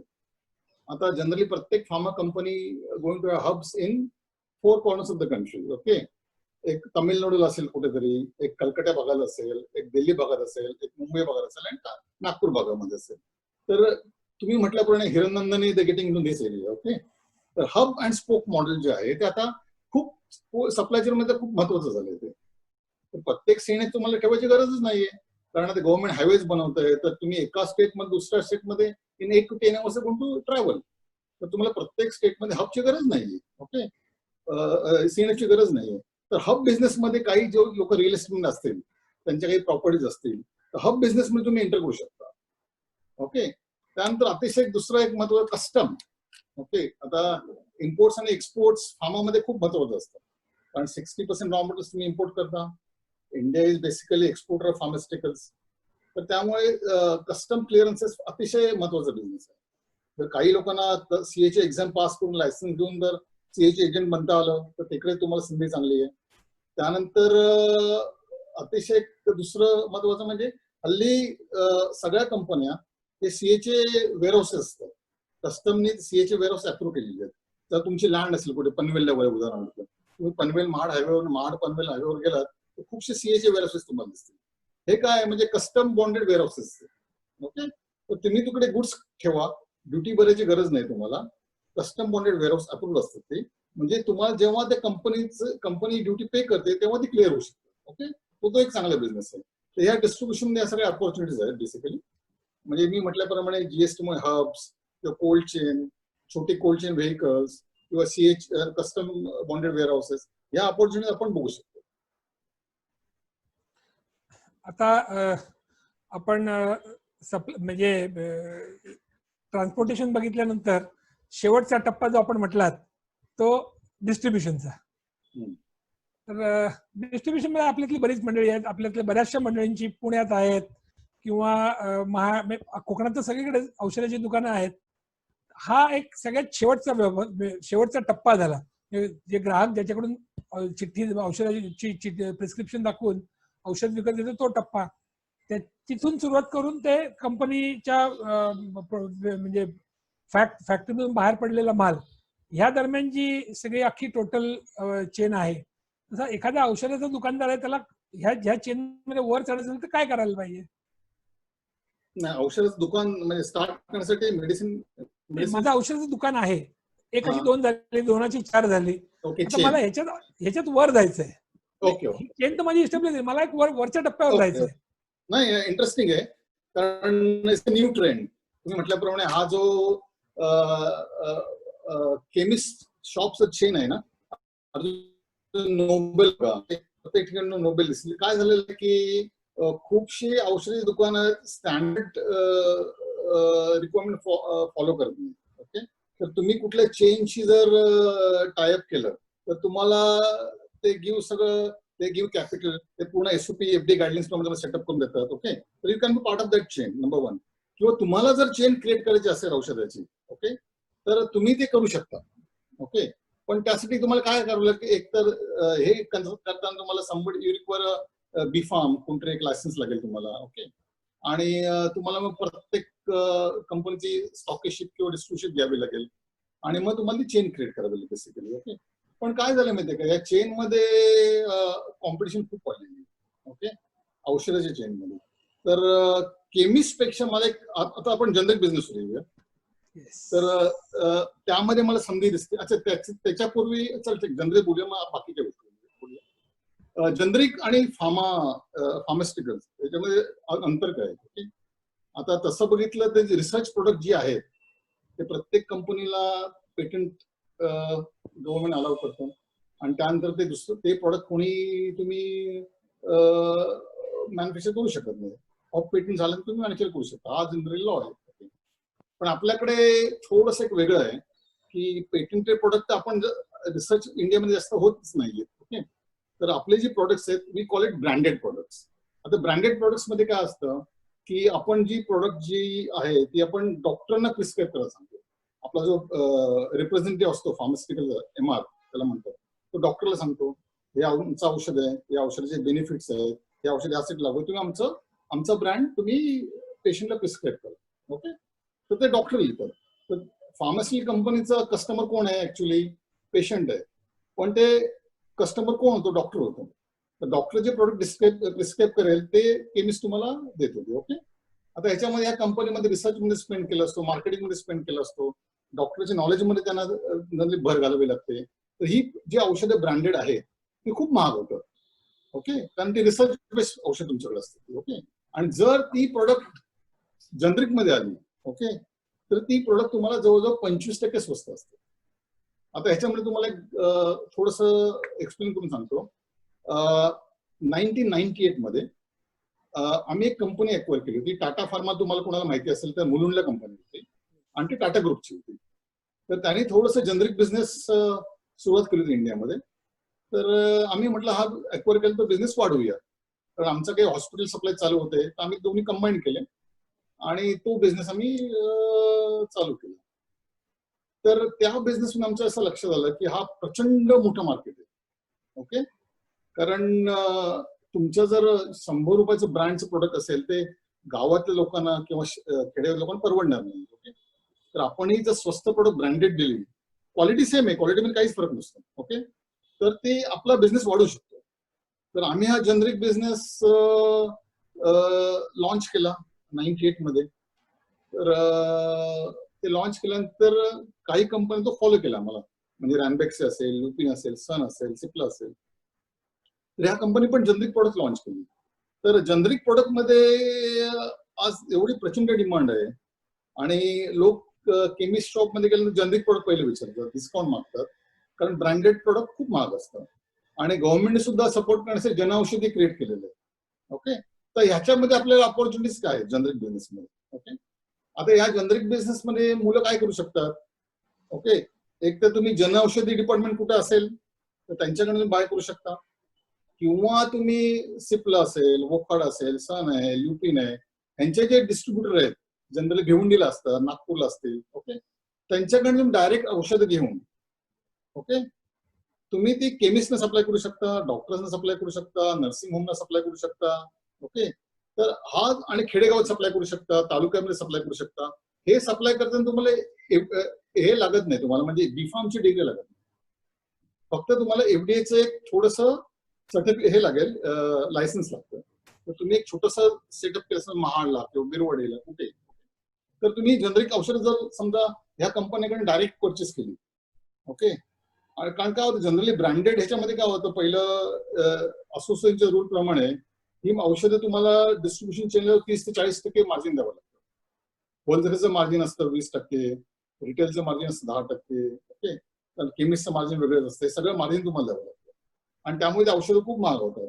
आता जनरिक मध्ये मार्जिन तुम्हाला द्यावं लागत नाही, तुम्ही डायरेक्ट परचेस केली तर हा जर तुम्ही बिझनेस केला डायरेक्ट परचेस करून जर तुम्ही सप्लाय केलं तर तुम्हाला मार्जिन खूप आहे. ह्याच्यापेक्षा तुम्हाला पुढे जायचं असेल तर खूपशा जनरिक औषधं बनवणाऱ्या कंपन्या बद्दीमध्ये, हिमाचलमध्ये जर तुम्ही मुलांनी व्हिजिट केली, तिकडे 40 ते 50 कंपन्या आहेत, त्यांचं काम जनरिक मॅन्युफॅक्चरिंग मध्ये. जर तुम्ही तिकडनं त्यांची औषध त्यांच्या ब्रँड खाली आणली आणि विकली तर आणखी प्रॉफिट होईल, 70-80% प्रॉफिट. ओके, आणि जर काही ऍडव्हेंचरस लोक असतील, त्यांना जनरिक बिझनेस चालू करायचा असेल, ओके, तर काही खूप सोपं आहे. तुम्ही प्रोडक्ट रजिस्टर करा, त्याचं ब्रँड घ्या, त्या ब्रँडने ते बदली लावून तुम्ही प्रोडक्ट मॅन्युफॅक्चर करा आणि मग तुम्ही डिस्ट्रीब्यूट करा. ओके, एक छोटीशी कंपनी टाकून. तर ह्यामध्ये काही करोडचं भांडवल लागेल, पण मग तुम्ही ऑल इंडिया करू शकता, पण ते फार एक्सपेन्सिव्ह आहे. मग तुम्ही आपलं कोकण बेल्ट घेतला किंवा रायगड घेतला किंवा रत्नागिरी डिस्ट्रिक्ट घेतला, तिकडे आपलं वर्चस्व आहे, तर तिकडे तुम्ही 1-2-4 कोटी बिझनेस करू शकता साधारण महिना वगैरे. तर जनरिक मध्ये खूपच संधी आहे. एक तर तुम्ही सांगितले जनौषधी स्टोर्स मध्ये घेऊ शकता, या कंपनीकडे डायरेक्ट परचेस करून तुम्ही सप्लाय करू शकता, बद्दीवरून डायरेक्ट आणखी सप्लाय करू शकता, आणि तुम्हाला जर मॅन्युफॅक्चरिंग करायचं असेल तर ते पण तुम्ही करू शकता. तर जनरिक मला वाटतंय की हे मार्केट खूप ग्रो होतंय आणि त्याप्रमाणे मला खूपच यामध्ये असं वाटतं की संधी खूप आहे. आता आपण जर बघितलं तर एक नवीन पद्धत सुरू झाली आहे, ऑनलाईन औषधं विकणं. म्हणजे आता आपल्या केमिस्ट बंधूंना ही एक फार मोठी थोडीशी भीती वाटते की एक नवीन संकट येते की काय. तर या संदर्भात औषध कंपन्यांचं धोरण काय आहे, की तुम्ही केमिस्टकडेच प्रिफर करता की ऑनलाईन आणि केमिस्ट मध्ये तुम्ही काय फारसा फरक करत नाही? आता काय आहे ना, आपल्या देशामध्ये 7 ते 8 लाख केमिस्ट आहेत आणि यांची युनियन आहे AOCD. ओके, तर ह्या असोसिएशनकडे पहिले तुम्हाला एक NOC घ्यावं लागतं कुठल्याही केमिस्टला. ते NOC घेतल्याशिवाय तुम्ही कंपनी कोणी सप्लाय तुम्हाला करू शकत नाही. ओके, आणि ती फार स्ट्रॉंग असोसिएशन आहे. ओके, तर आम्हाला जर वाटलं तरी आम्ही तुम्हाला डायरेक्ट सप्लाय करू शकत नाही किंवा डॉक्टरला सप्लाय करू शकत नाही. आम्हाला असोसिएशनची NOC असली तरच आम्ही सप्लाय करू शकतो. ओके, तर हे जेवढे केमिस्ट वगैरे आहेत ते असोसिएशन मेंबर्स आहेत. असोसिएशनचे NOC नंतर आम्ही सप्लाय करू शकतो. ओके, दुसरी गोष्ट ऑनलाईन आहे. आता ऑनलाईन काय आहे माहिती का, आता तुम्ही USA चा बिझनेस बघितला, वॉलग्रीन्स वगैरे आहेत, तिकडे तुम्हाला डिस्ट्रीब्युटर, स्टॉकिस्ट, होलसेलर हे नाहीतच आहे. डायरेक्ट कंपनी तुम्हाला सप्लाय कोणाला करते की डायरेक्ट हब मधून डायरेक्ट तुम्हाला ते वॉलग्रीन्स म्हणजे जे मोठी मोठी केमिस्ट शॉप आहे त्यांनाच डायरेक्ट सप्लाय करते. हे हा करायचा प्रयत्न आपल्याकडे रिलायन्स इंडिया केला होता, पण असोसिएशन स्ट्रॉंग असल्यामुळे तो फेल झाला होता बेसिकली. ओके, आता ऑनलाईन मध्ये काय झालं माहितीये का की चेंजिंग ट्रेंड आहे की आता यंग जनरेशन जी आपली आहे, ओके, त्यांना केमिस्ट शॉप मध्ये कुणाला जायची इच्छाच नाही आणि जाऊ पण नाही. कशाला गरज आहे, आता कोविड आहे वगैरे, तुम्ही ऑनलाईन मध्ये घ्या, ते तुम्हाला 10%, 20% डिस्काउंट देतात. ओके, ह्याच्यामुळे थोडस एक इश्यू असा आहे ऑनलाईन मध्ये की तुमचं प्रिस्क्रिप्शन लागतं. ओके, तर ते प्रिस्क्रिप्शन तुम्ही अपलोड करता ते करेक्ट आहे का नाही, ओके, हे तुम्हाला बघावं लागतं. किंवा तुम्हाला जी पाहिजे ती औषध तुम्हाला येतात का एक्सपायर्ड औषध येतात का, हे जे तुम्हाला जे चेक असतो ना तो केमिस्ट करतो, कारण केमिस्ट फार्मासिस्ट आहे, तो चेक लिस्ट तुम्हाला देत नाही ते. ओके, आणि त्याची जबाबदारी असते. ऑनलाईन थोडीशी भीती ती आहे, पण माझ्या हिशोबाने गोईंग फॉरवर्ड ते ऑनलाईन, आता कोर्टचा निर्णय आहे ऑनलाईन चालूच आहे, तर गोईंग फॉरवर्ड ऑनलाईन चालूच आहे. पण असं याचा अर्थ असं नाही की केमिस्टला काही प्रॉब्लेम होणार आहे. I think business going to go on, कारण हे पॅरलल बिझनेस आहे, त्याचा काही इश्यू असं काही येत नाही माझ्या हिशोबाने. कारण यंग जनरेशन जे आहे त्याला दे प्रिफर ऑनलाईन. जी ओल्डर जनरेशन आहे they go to shop, look at medicine, check everything and buy it. हे दोन्ही बिझनेस पॅरलली चालणार आहे. I don't think is going to be really problem for either of the business. आपण स्वतः कायद्याचे पदवीधर आहातच. आपल्या समाजात बरीच मंडळी कायद्याचे पदवीधर आहेत. आपल्या समाजाला जवळ 100 पेक्षा जास्त कायद्याचे पदवीधर असल्याची परंपरा आहे. कायद्याचे पदवीधर झाले की साधारणपणे कोर्टामध्ये जाऊन युक्तिवाद करून अशिलाची बाजू मांडणं, मग ती सिव्हिल साईड असेल की क्रिमिनल साईड असेल, हा एक फार सोपा सगळ्यांच्या समोर असलेला एक हे आहे. आपण पिक्चर मध्ये बघतो तो वकील साहेब असतो, तो आपला कोट बीट घालून जजच्या समोर उभा राहतो. त्यामुळे सगळ्यांच्या मनात तेच असतं की वकील साहेब म्हणजे कोर्टात जातात. पण जेव्हा आपण शहरात येतो तेव्हा बघतो हे वकील साहेब म्हणजे शहरामध्ये 100 वकील असतील तर 10च कोर्टात जातात, 90 बाकीचे काही काही व्यवसाय करतात. आपण मगाशी बौद्धिक संपदेबद्दल म्हटलं, जसं जेनेरिक मेडिसिन्स आणि ब्रँडेड मेडिसिन्स याचं स्वामित्व हक्क कोणी घेतलेलं असतं, पेटंट घेतलेलं असतं. या पेटंट म्हणजे औषध कंपन्यांना अशा प्रकारचे बरेचसे कागदी व्यवहार करावे लागतात. पेटंट रजिस्टर करणं किंवा पेटंट घेणं हा एक व्यवसाय झाला, पण इतरही बरेच व्यवसाय कायद्याचे वेगवेगळे पैलू सांभाळायला लागतात. तर आपल्यातली जी नवीन पिढी वकील होऊ इच्छिते किंवा वकील झाली आहे किंवा वकील व्हायचा विचार करते, तर LLB करत असताना, तर मीही LLBचा अभ्यास केला होता, त्यावेळेला लक्षात आलं की आपण सरधोपट मार्गानेच चालतो. त्यावेळेला अभ्यास करत असताना आपण अशी काही स्पेशलायझेशन निवडावी का, ह्या दृष्टीने तुम्ही काय सांगू शकाल? आपल्या विशेषतः कायद्याच्या बाजूने जे अभ्यास करतात मंडळी, कायद्याचा अभ्यास करायचा प्रयत्न करतात, वकील व्हायचंय, त्यांना हा नवीन काय वेगळ्या प्रकारच्या संधी असतील? Okay, very interesting questions. आणि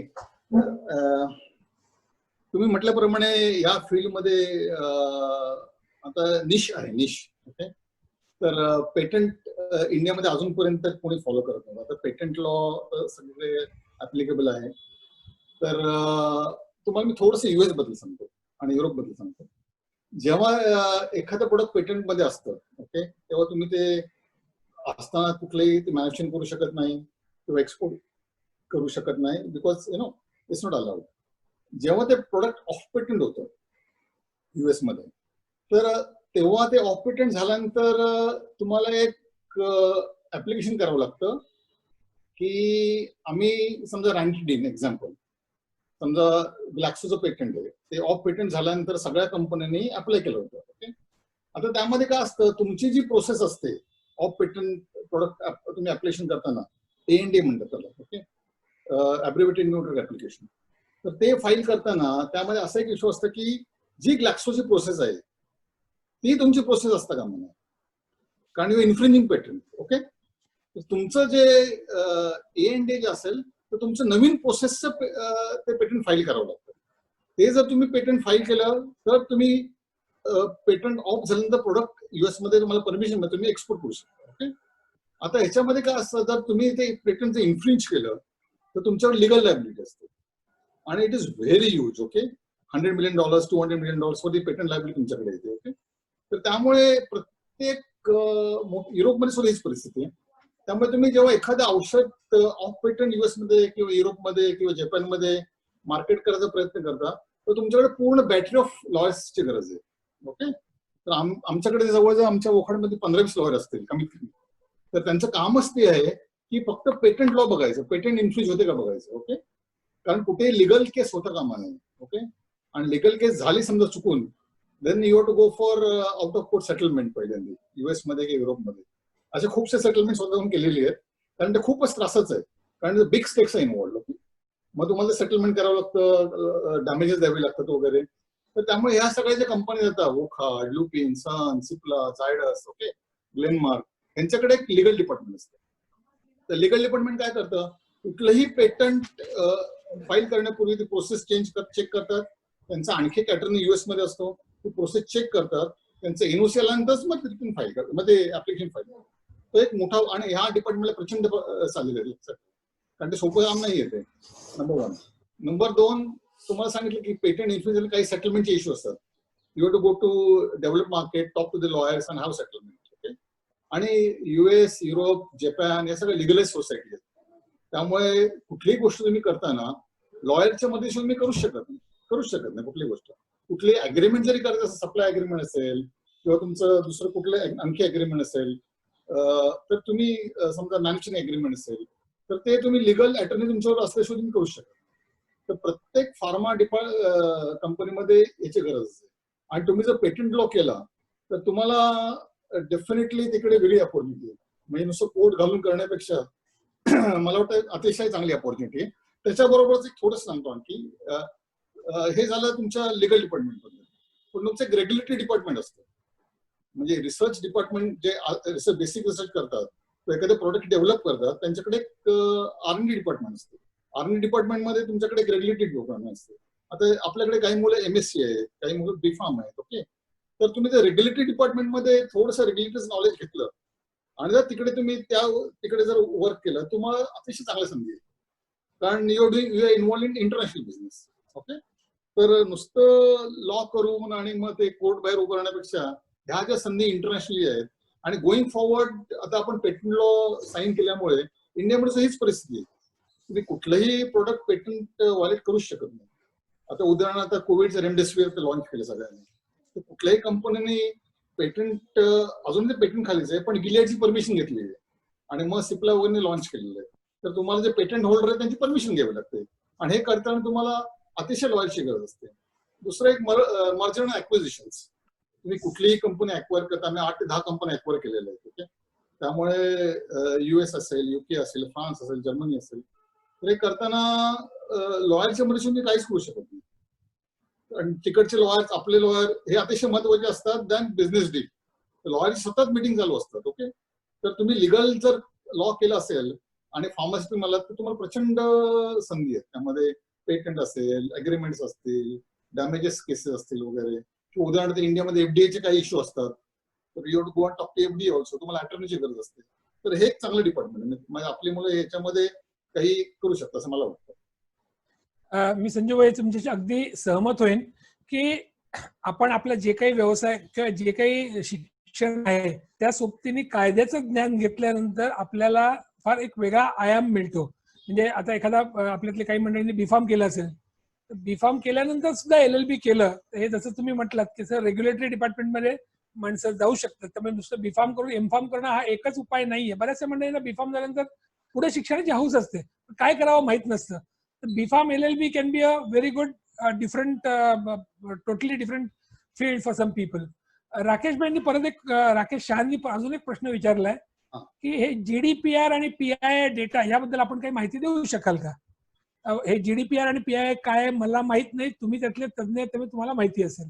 राकेश भाई नाहीये. तुम्ही नाही, राकेशचा एक्झॅक्ट प्रश्न मला समजला. म्हणजे मी त्यांचा प्रश्न वाचतो. Hi, since you have managed IT and have law background, can you give some idea about GDPR and PII data? Rakesh, if you are there, I can. मला थोडंसं जरा एक्सप्लेन करावं. Can somebody unmute Rakesh bhai because then let him ask the question. Understand. म्हणजे फार्माबद्दल बोलतायत का general बोलतायत? नाही, he is talking about pharma. कारण त्यांचा पहिले ह्याच्या आधीचा पण प्रश्न त्यांचा जनरिक फार्माचा बद्दल होता. त्यामुळे मला असं वाटतं की राकेश भाईंची फार्माची बॅकग्राऊंड आहे. नाही, अजिबात नाहीये फार्माची बॅकग्राऊंड माझी. I am from analytics background. पण मला एक प्रश्न विचारायचा होता, कारण तुम्ही आता IT पण मॅनेज केलंय आणि लॉ बॅकग्राऊंड पण असल्यामुळे हे आता जे पर्सनल इन्फॉर्मेशनचा डेटा असतो, like patients data, okay, which is a personal in nature. बरोबर. Pharmaceutical companies what are they doing in India? की कारण UK US या सगळ्या सेक्टर मध्ये पर्सनल डेटा शेअर होणं फारच म्हणजे इट इज रिस्की अफेअर. बरोबर, ऍब्सोल्युटली राईट. तुमच्या एक्सपिरियन्स मध्ये, आणि this is going to be a very emerging field for the people like who have the law background plus some information about data. So त्याच्याबद्दल तुम्हाला काही exposure, काही माहिती असेल तर चांगलं होईल सांगितलं. नाही, जास्त नाही, थोडीशी माहिती आहे की फार्मा कंपनीमध्ये पेशंट डेटा तुम्हाला कधी लागतो जेव्हा तुम्ही क्लिनिकल ट्रायल्स करता. ओके, फेज 1 फेज 2 वगैरे, तर तुम्हाला ते पेशंट हिस्ट्री जनरली आम्ही रेकॉर्ड करतो. पण आमच्या हॉस्पिटलमध्ये या पेशंटवरती नवीन ड्रग्स आम्ही अप्लाय करतो, त्यामुळे ती पेशंटची थोडी इन्फॉर्मेशन असते.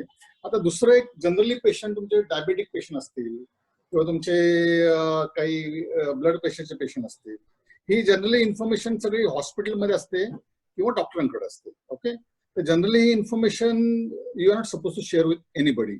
मग ही जनरली इन्फॉर्मेशन फार्माकडे नसते, आमच्याकडे नसते. पण आम्ही काही एखाद्या प्रोजेक्ट अंडरटेक करतोय तर त्यावेळी इन्फॉर्मेशन आमच्याकडे असते. We don't generally share it basically, आणि ते शेअर करणं योग्य पण नाहीये असं मला वाटतं. क्लिनिकल म्हणजे तुम्ही एखाद्या हॉस्पिटलमध्ये एखादा प्रोडक्ट जेव्हा क्लिनिकली ट्राय करत असता तेव्हा जनरली तुम्हाला पेशंट डाटा लागतो, किंवा तुम्ही एखादा ANDA फाईल करता तेव्हा ते पेशंट, ते औषध पेशंट तुम्ही अप्लाय केलं जो पेशंटची डाटा असतो तो जनरली कोणी शेअर करत नाही, जनरली कुठे शेअर करत नाही. अशोकभाई बुटालांनी हात वर केला तर त्यांना काही बोलायचं असं दिसतं, तर अशोकभाई बुटालांना आपण अनम्यूट करूया का? हो, करा ना.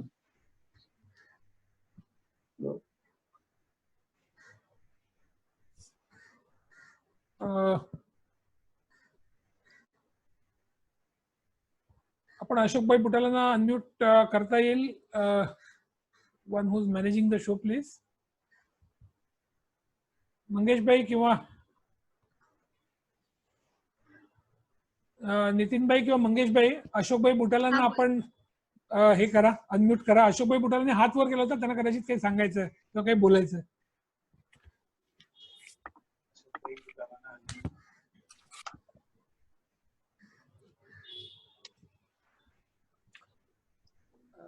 अशोकभाई, आपण आपला मेसेज टाईप केला तरी सुद्धा चालेल, मी तो वाचून दाखवू शकेल. ऍक्च्युली ऍक्सेस नाही दिसत आहे. हा, नाही, इट्स ओके. अशोकभाई, आपलं म्हणणं आपण चॅटबॉक्स मध्ये मांडलं तर मी ते आपल्या नावासह वाचून दाखवेन. सुयोगभाई, येस, मला एक प्रश्न विचारायचा आहे.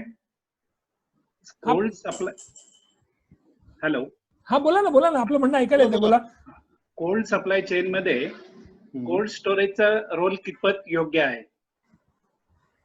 कुठलं कोल्ड स्टोरेज? कोल्ड स्टोरेज कुठल्या सप्लाय चेन मध्ये? कोल्ड, मी प्रश्न सांगतो त्यांचा. आपण टेम्परेचर कंट्रोल सप्लाय चेन म्हणतोय, हो. हा. कोल्ड स्टोरेजचा जो जे काही काम आहे ते किती महत्वाचं आहे? कोल्ड स्टोरेज प्रत्येक सप्लाय चेन अतिशय महत्वाचं आहे. ओके, कारण समजा जनरली आता आम्ही डायबेटिक प्रोडक्ट बनवतो, तर आम्ही काय करतो, प्रत्येक हब मध्ये आमचं कोल्ड स्टोरेज आहे. ओके, तर त्यामध्ये 2 to 8 डिग्री टेम्परेचर मेंटेन केलं जातं आणि बल्क स्टॉक तुमचा जो औषधाचा आहे तो आम्ही तिकडे मेंटेन करतो आणि जनरली FDA ते कंट्रोल करतात. पण cold chain 2 to 8 degree maintain करताना एक तुमच्याकडे नेहमी फ्लोचार्ट असतो. कधी जर टेम्परेचर डाऊन झालं, यू गेट अ सिग्नल. तर कोल्ड स्टोरेज अतिशय महत्वाचं आहे. Cold storage does not mean की एकदम एक्स्ट्रीम कोल्ड वेदर. जनरली फार्मसीला 2 to 8 डिग्री हे कोल्ड स्टोरेज म्हटलं जातं आणि याच्यामध्ये तुमचे डायबेटिक, वॅक्सिन्स, इंजेक्शन्स ही डेव्हलप केली जातात त्यामध्ये. आता आमची काही प्रोडक्ट जी डायबेटिक आणि इन्सुलिन वरची प्रोडक्ट आहे ती आम्ही भिवंडीला कोल्ड स्टोरेज मध्ये ठेवतो आणि कोल्ड व्हॅन मधून आम्ही मग सगळीकडे ती डिलिव्हर करतो. प्रत्येक CNF कडे कोल्ड स्टोरेज आहे. तर you get a nice cold. आमच्या व्होल्टास वर कंपनीकडनं कोल्ड स्टोरेज तुम्हाला युनिट्स मिळतात, तर ते आमच्या जनरली दे अंडरटेक दॅट. तर कोल्ड स्टोरेज अतिशय महत्वाचं आहे. जर प्रोडक्ट तुम्ही कोल्ड स्टोरेज बाहेर ठेवलं आणि जर ते पेशंटला दिलं गेलं तर एफिकसी नसतेच, म्हणजे पेशंट सफर आणि किंवा मग बेसिकली इट बिकम्स टर्बिड. म्हणजे तुमचं इंजेक्शन जनरली क्लिअर असतं, तुम्ही जर बघितलं असेल इंजेक्शन वगैरे पाण्यासारखे असतं इन्सुलिन वगैरे, पण ते कोल्ड स्टोरेज जर मेंटेन केलं नाही, टेम्परेचर एक्सपोज झालं, इट बिकम टर्बिड. तर कोल्ड स्टोरेज अतिशय महत्वाचं आहे आणि आपल्या देशामध्ये ते Tier 1 मध्येच फक्त इम्प्लिमेंट होते. Tier 2, Tier 3 मध्ये अजून कोल्ड स्टोरेज फॅसिलिटी डेव्हलप झालेली नाहीये. तर मला वाटतं त्यामध्ये खूपशी संधी आहे. म्हणजे तुम्ही गावाकडे गेलात किंवा खेडेगावाकडे गेलात तर तिकडे ते आपल्याकडे अजूनही पॉवरच नाहीये ना. बेसिकली गोइंग फॉरवर्ड जर तुमची डायबिटीसची ग्रोथ 26% देशामध्ये आहे, तर हे कोल्ड चेन बेसिकली तुम्हाला इन्फ्रास्ट्रक्चर क्रिएट करावं लागणार आणि मला वाटतं त्यामध्ये खूप संधी आहे. म्हणजे पनवेल पासून गोव्यापर्यंत साधारण MIDC बेल्ट मध्ये असे कोल्ड स्टोरेज बिझनेस फार कमी आहे. हो, बरोबर. तर आपल्याकडच्या लोकांना याच्यात काही अपॉर्च्युनिटीज आहेत का चांगल्या? नक्कीच साहेब, नक्कीच. कारण तुम्ही जर बघितलं न्यू मुंबईला कोल्ड स्टोरेज तुम्ही राऊंड मारला तर तिकडे प्रचंड मोठे कोल्ड स्टोरेजेस आहेत. ओके, तिकडे कोल्ड व्हॅन्स पण उभे असतात. पण आपल्याकडे काय अजूनपर्यंत FDA पूर्ण इम्प्लिमेंट करत नाही गावाकडे, किंवा अजून तेवढा अवेअरनेस नाहीये. जेव्हा तुमचे रूल्स रेग्युलेशन खूप स्ट्रिक्ट होतील तर माझ्या हिशोबाने तिकडे कोल्ड स्टोरेज प्रचंड अपॉर्च्युनिटी असणार आहे. तर त्या बेल्टमध्ये कोल्ड चेन मला वाटतं हा प्रॉस्पेक्टिव्ह बिझनेस आहे. थँक्यू संजीव भाई. Thank you. Cold chain were cold storage आणि कोल्ड व्हॅन्स हे दोन्ही महत्वाचे. मी म्हणेन ते टेम्परेचर कंट्रोल्ड ऍटमॉस्फिअर ठेवणं हे नुसतं औषधं नेण्याकरता नाही. म्हणजे कसं आहे, आता मी काल जो आपल्याला कोळिकोडला अपघात झाला तर त्याची ते जे आपले साठे म्हणून वैमानिक वारले त्यांची मुलाखत मी त्याच्या आधी जुनी झालेली मुलाखत दाखवली. त्यांना कोणीतरी विचारलं होतं की तुम्ही हे वंदे मातरम फ्लाईटवर जाता तर जाताना विमान रिकामं घेऊन जाता का? ते म्हटले नाही, विमानं रिकामं नाही जात, त्याच्यामध्ये माल मसाला, भाज्या, फळं, फुलं हे सगळंच जातं आणि मग येताना माणसं येतात. जाताना सामान जातं आणि येताना माणसं येतात. तसा कोल्ड स्टोरेज मी कंपनीकडून घेतलं आणि पुरवलं तर तिथून परत येताना मी भाजीपाला आणू शकतो, बऱ्याच काही गोष्टी आणू शकतो. त्यामुळे आपण जे मगाशी म्हटलं माझ्या मागे जेव्हा तुमची आणि माझी चर्चा झाली तेव्हा कोल्ड स्टोरेज नंतर मी त्यातून काही म्हणजे नशिबाने गुगल बाबा असल्यामुळे बरीचशी माहिती पटकन मिळते. तर नाही, कोविडमुळे बाहेर फार फिरता येत नाही, त्यामुळे लायब्ररीत जाणं बंदच झालं. लायब्ररी सगळ्या अनफॉर्च्युनेटली बंद आहेत, त्यामुळे गुगल बाबावर अवलंबून राहायला लागतं. तर त्याच्यात मी माहिती घेतली तर अशा बरीचशी मंडळी ह्या संदर्भात काम करतायत. म्हणजे माझी जाताना गाडी औषधं घेऊन गेली, येताना तिथं एखादा पोल्ट्री फीड घेऊन आली किंवा अशा प्रकारच्या गोष्टी घेऊन आली. भारतातला 30 ते 35% भाजीपाला आणि फळफळावळ ही नाशिवंत असल्यामुळे फुकट जाते. प्रचंड मोठं नॅशनल लॉस आहे. काही हजार करोडचं दरवर्षी भारत नुकसान करतोय. जर चांगलं कोल्ड चेन मॅनेजमेंट आपण जर केलं आणि जर टेम्परेचर कंट्रोल याच्यामध्ये आपण फळं पाठवू शकलो तर साधा विचार करा, म्हणजे हिमाचल प्रदेश किंवा काश्मीरमध्ये होणारी सफरचंद आपल्याला वर्षभर मिळतात, पण आपला आंबा मेच्या पुढे दिसत नाही. या दृष्टीने मी तुम्हाला थोडस एक इंटरनॅशनल मी एक्झाम्पल देईन. म्हणजे वॅक्सिन्स किंवा इंजेक्शन्स हे आम्ही इम्पोर्ट म्हणजे एक्सपोर्ट करतो. आता आमचं लुफ्थान्सा बरोबर टायअप आहे. ओके, की आज समजा प्रोडक्ट तुम्हाला दिलं तो 48 जे कोल्ड बॉक्स असतो त्यामध्ये ते टेम्परेचर 48 आवर्स विथस्टँड राहतं.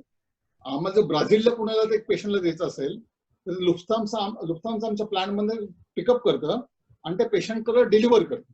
ओके, तर हा बिझनेस केवढा मोठा आहे बघा. म्हणजे चार्जेस आहे हेवी, पण ते पूर्ण एंड टू एंड लुफ्थान्सा वगैरे मॅनेज करतात. किंवा काही कंटेनर जे असतात, समजा इंजेक्शन सेफ्लोस्पोडिन म्हणा वगैरे काही इंजेक्शन वगैरे आम्ही इथे मॅन्युफॅक्चर करतो आणि युएसला एक्सपोर्ट करतो आणि हे सीने पाठवतो. हे कंट्री तुम्हाला 60 डेज नंतर युएस मध्ये पोहोचतात क्लिअर झालेल्या वेअरहाऊस मध्ये. ओके, तर त्यामध्ये टेम्परेचर कंट्रोल असतं आणि त्यामध्ये टेम्परेचर करणारे इन्स्ट्रुमेंट असतात. टेम्परेचर कंट्रोल मेंटेन झाले का नाहीये ते तुमच्या फॅक्टरीमध्ये पिकअप करतात. कारण तुम्ही जेव्हा सीने कुठलीही औषधं पाठवता युएस आणि युरोपमध्ये तर तुम्हाला टेम्परेचर कंट्रोल मध्येच पाठवावे लागतात. आणि ते सी कंटेनर मध्ये सुद्धा शिपिंग लाईन्स मर्स असेल वगैरे MSC असेल वगैरे तर त्यांचे कोल्ड कंटेनर असतात. त्या कोल्ड कंटेनरचे चार्जेस जे असतात ते नॉर्मल कंटेनरचे 3 टाइम असतात. ओके, तर सगळे आम्ही जे औषधं एक्सपोर्ट करतो ते कोल्ड चेन मध्येच एक्सपोर्ट करतो. पण MBL तर कोल्ड चेन ग्लोबली मोठा बिझनेस आहे आणि India hot and humid country असल्यामुळे अतिशय मोठा बिझनेस. अजून कोणाला काही प्रश्न असतील तर जरूर विचारा, कारण आपण जवळजवळ 1.5 तास गप्पा मारतोय. 5 वाजल्यापासून आता जवळ 6:30 वाजायला आले. फार मजेशीर गप्पा चालू आहेत. विविध अंगांनी आपल्याला माहिती मिळते. तर अजूनही आपल्याला माहिती घेता येईल. ज्याला त्यांच्या क्षेत्रातली मंडळी महागुरु म्हणतात असे महागुरु आपल्याला उपलब्ध आहेत आज. त्यामुळे घेता किती दोघरांनी अशी परिस्थिती आहे. आपण त्यात कुठे कमी पडायला नको. त्यामुळे माझी सगळ्या श्रोत्यांना विनंती आहे की तुमचे अजूनही काही प्रश्न असेल तर जरूर विचारा. Yes, there is one more question. I don't know who has asked it, but can you tell us about pharmacovigilance in WOCAD? So yeah, there has to be a pharmacovigilance. So what is the pharmacovigilance ची WOCAD मध्ये काय परिस्थिती आहे? नाही, फार्माकोकायनेटिक फार्माकोव्हिजिलन्स ही department generally medical डिपार्टमेंटला असतात. तर मला एक्झॅक्ट त्याची माहिती नाही. I am not medical graduate वगैरे, पण they are depend they are departments available in WOCAD. ते R&D मध्ये जनरली जे प्रोडक्ट डेव्हलप होतात त्यामध्ये फार्माकोकायनेटिक फार्माकोव्हिजिलन्स वगैरे दे डेव्हलप. एक थोडासा ट्रिकी प्रश्न आलाय पराग कडून. परत हा, पराग म्हणून लिहिलेलं आहे. तर तुम्हाला तुमचा मोबाईल नंबर शेअर करायला आवडेल का? तर काही मंडळींना अजूनही काही प्रश्न असतील तर आपण 9820102406 मी रिपीट करतोय 9820102406. You can link on WhatsApp.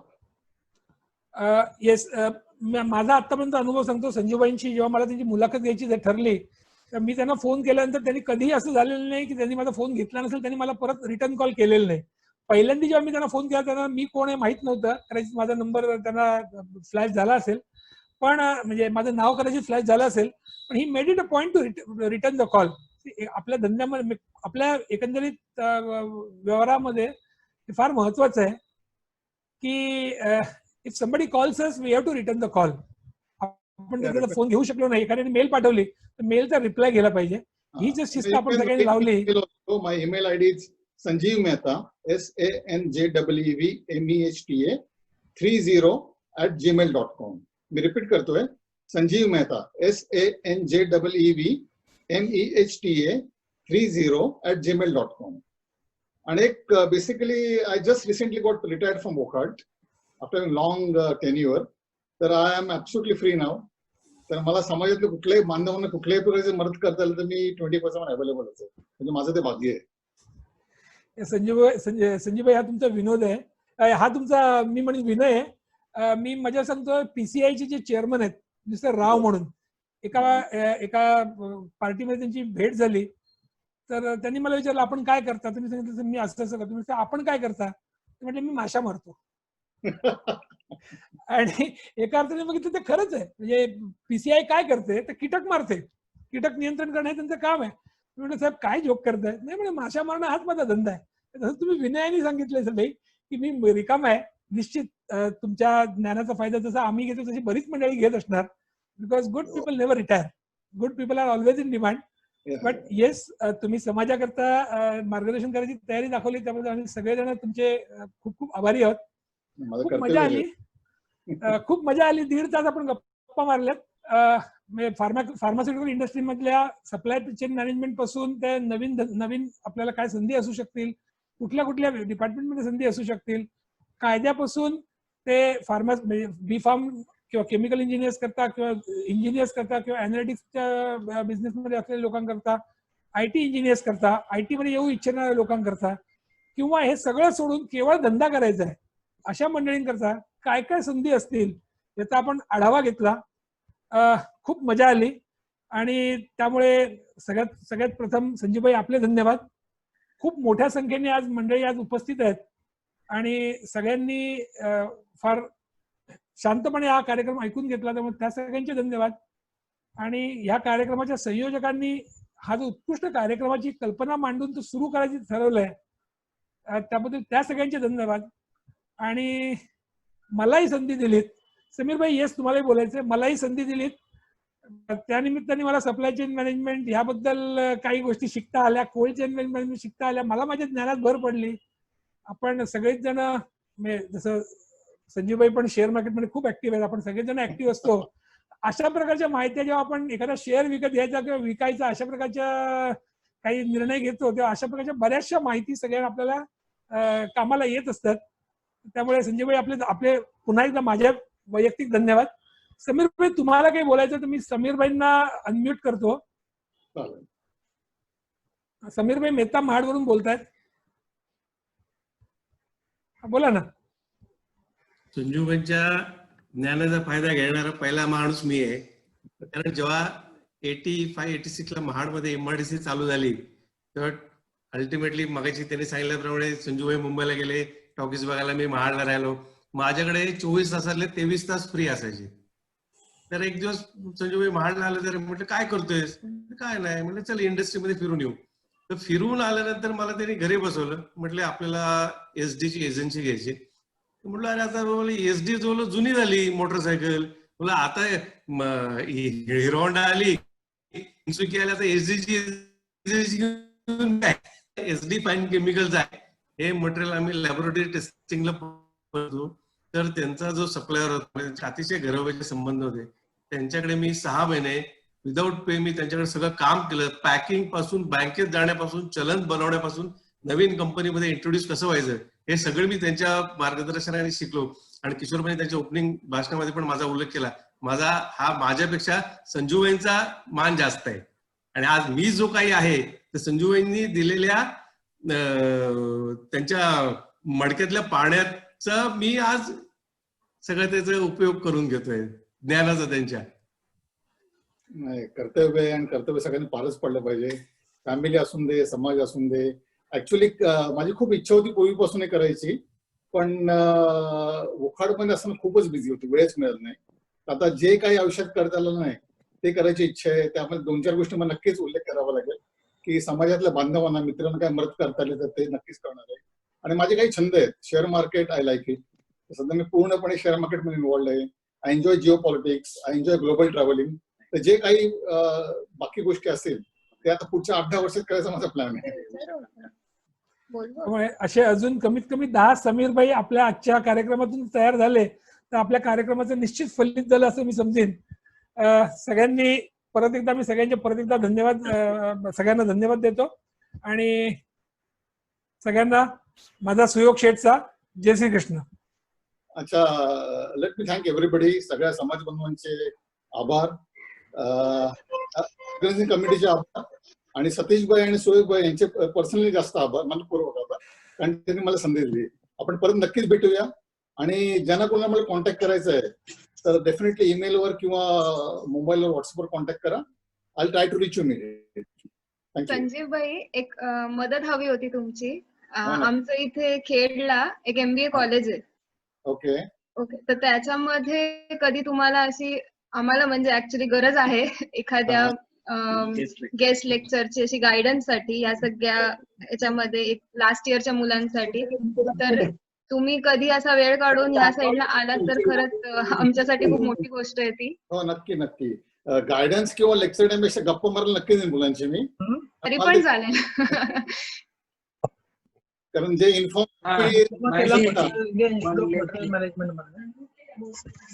हा? संजयली, ओव्हर टू यू. उद्याच्या कार्यक्रमाबद्दल किंवा यापुढे हो. होणाऱ्या कार्यक्रमाबद्दल संजयली काही महत्वाची माहिती देणार आहे. आपण संजयलीला ऐकूया आणि त्यानंतर कार्यक्रमाची सांगता करूया. धन्यवाद. आजचा परिसंवाद खरंच उल्लेखनीय होता. एक असं मार्गदर्शन आपल्या सगळ्यांना लाभलं आहे आज. असंच मार्गदर्शन आपल्याला उद्याही मिळणार आहे. आपलं उद्याचं डायमंड एक प्रख्यात विशेष असं व्यक्तिमत्व श्री डॉक्टर प्रसन्न गांधी आपल्या भेटीस येणार आहेत, ठीक सायंकाळी 5 वाजता. तत्पूर्वी आपल्याला जर काही कौतुकाची थाप द्यायची असेल किंवा काही प्रश्न असतील किंवा काही सजेशन्स असतील तर आपले जे ग्रुप्स आहेत डायमंड 1 आणि डायमंड 2 येथे तुम्ही ते शेअर करू शकता. तर भेटूया उद्या ठीक 5 वाजता. Take care. थँक्यू. थँक्यू.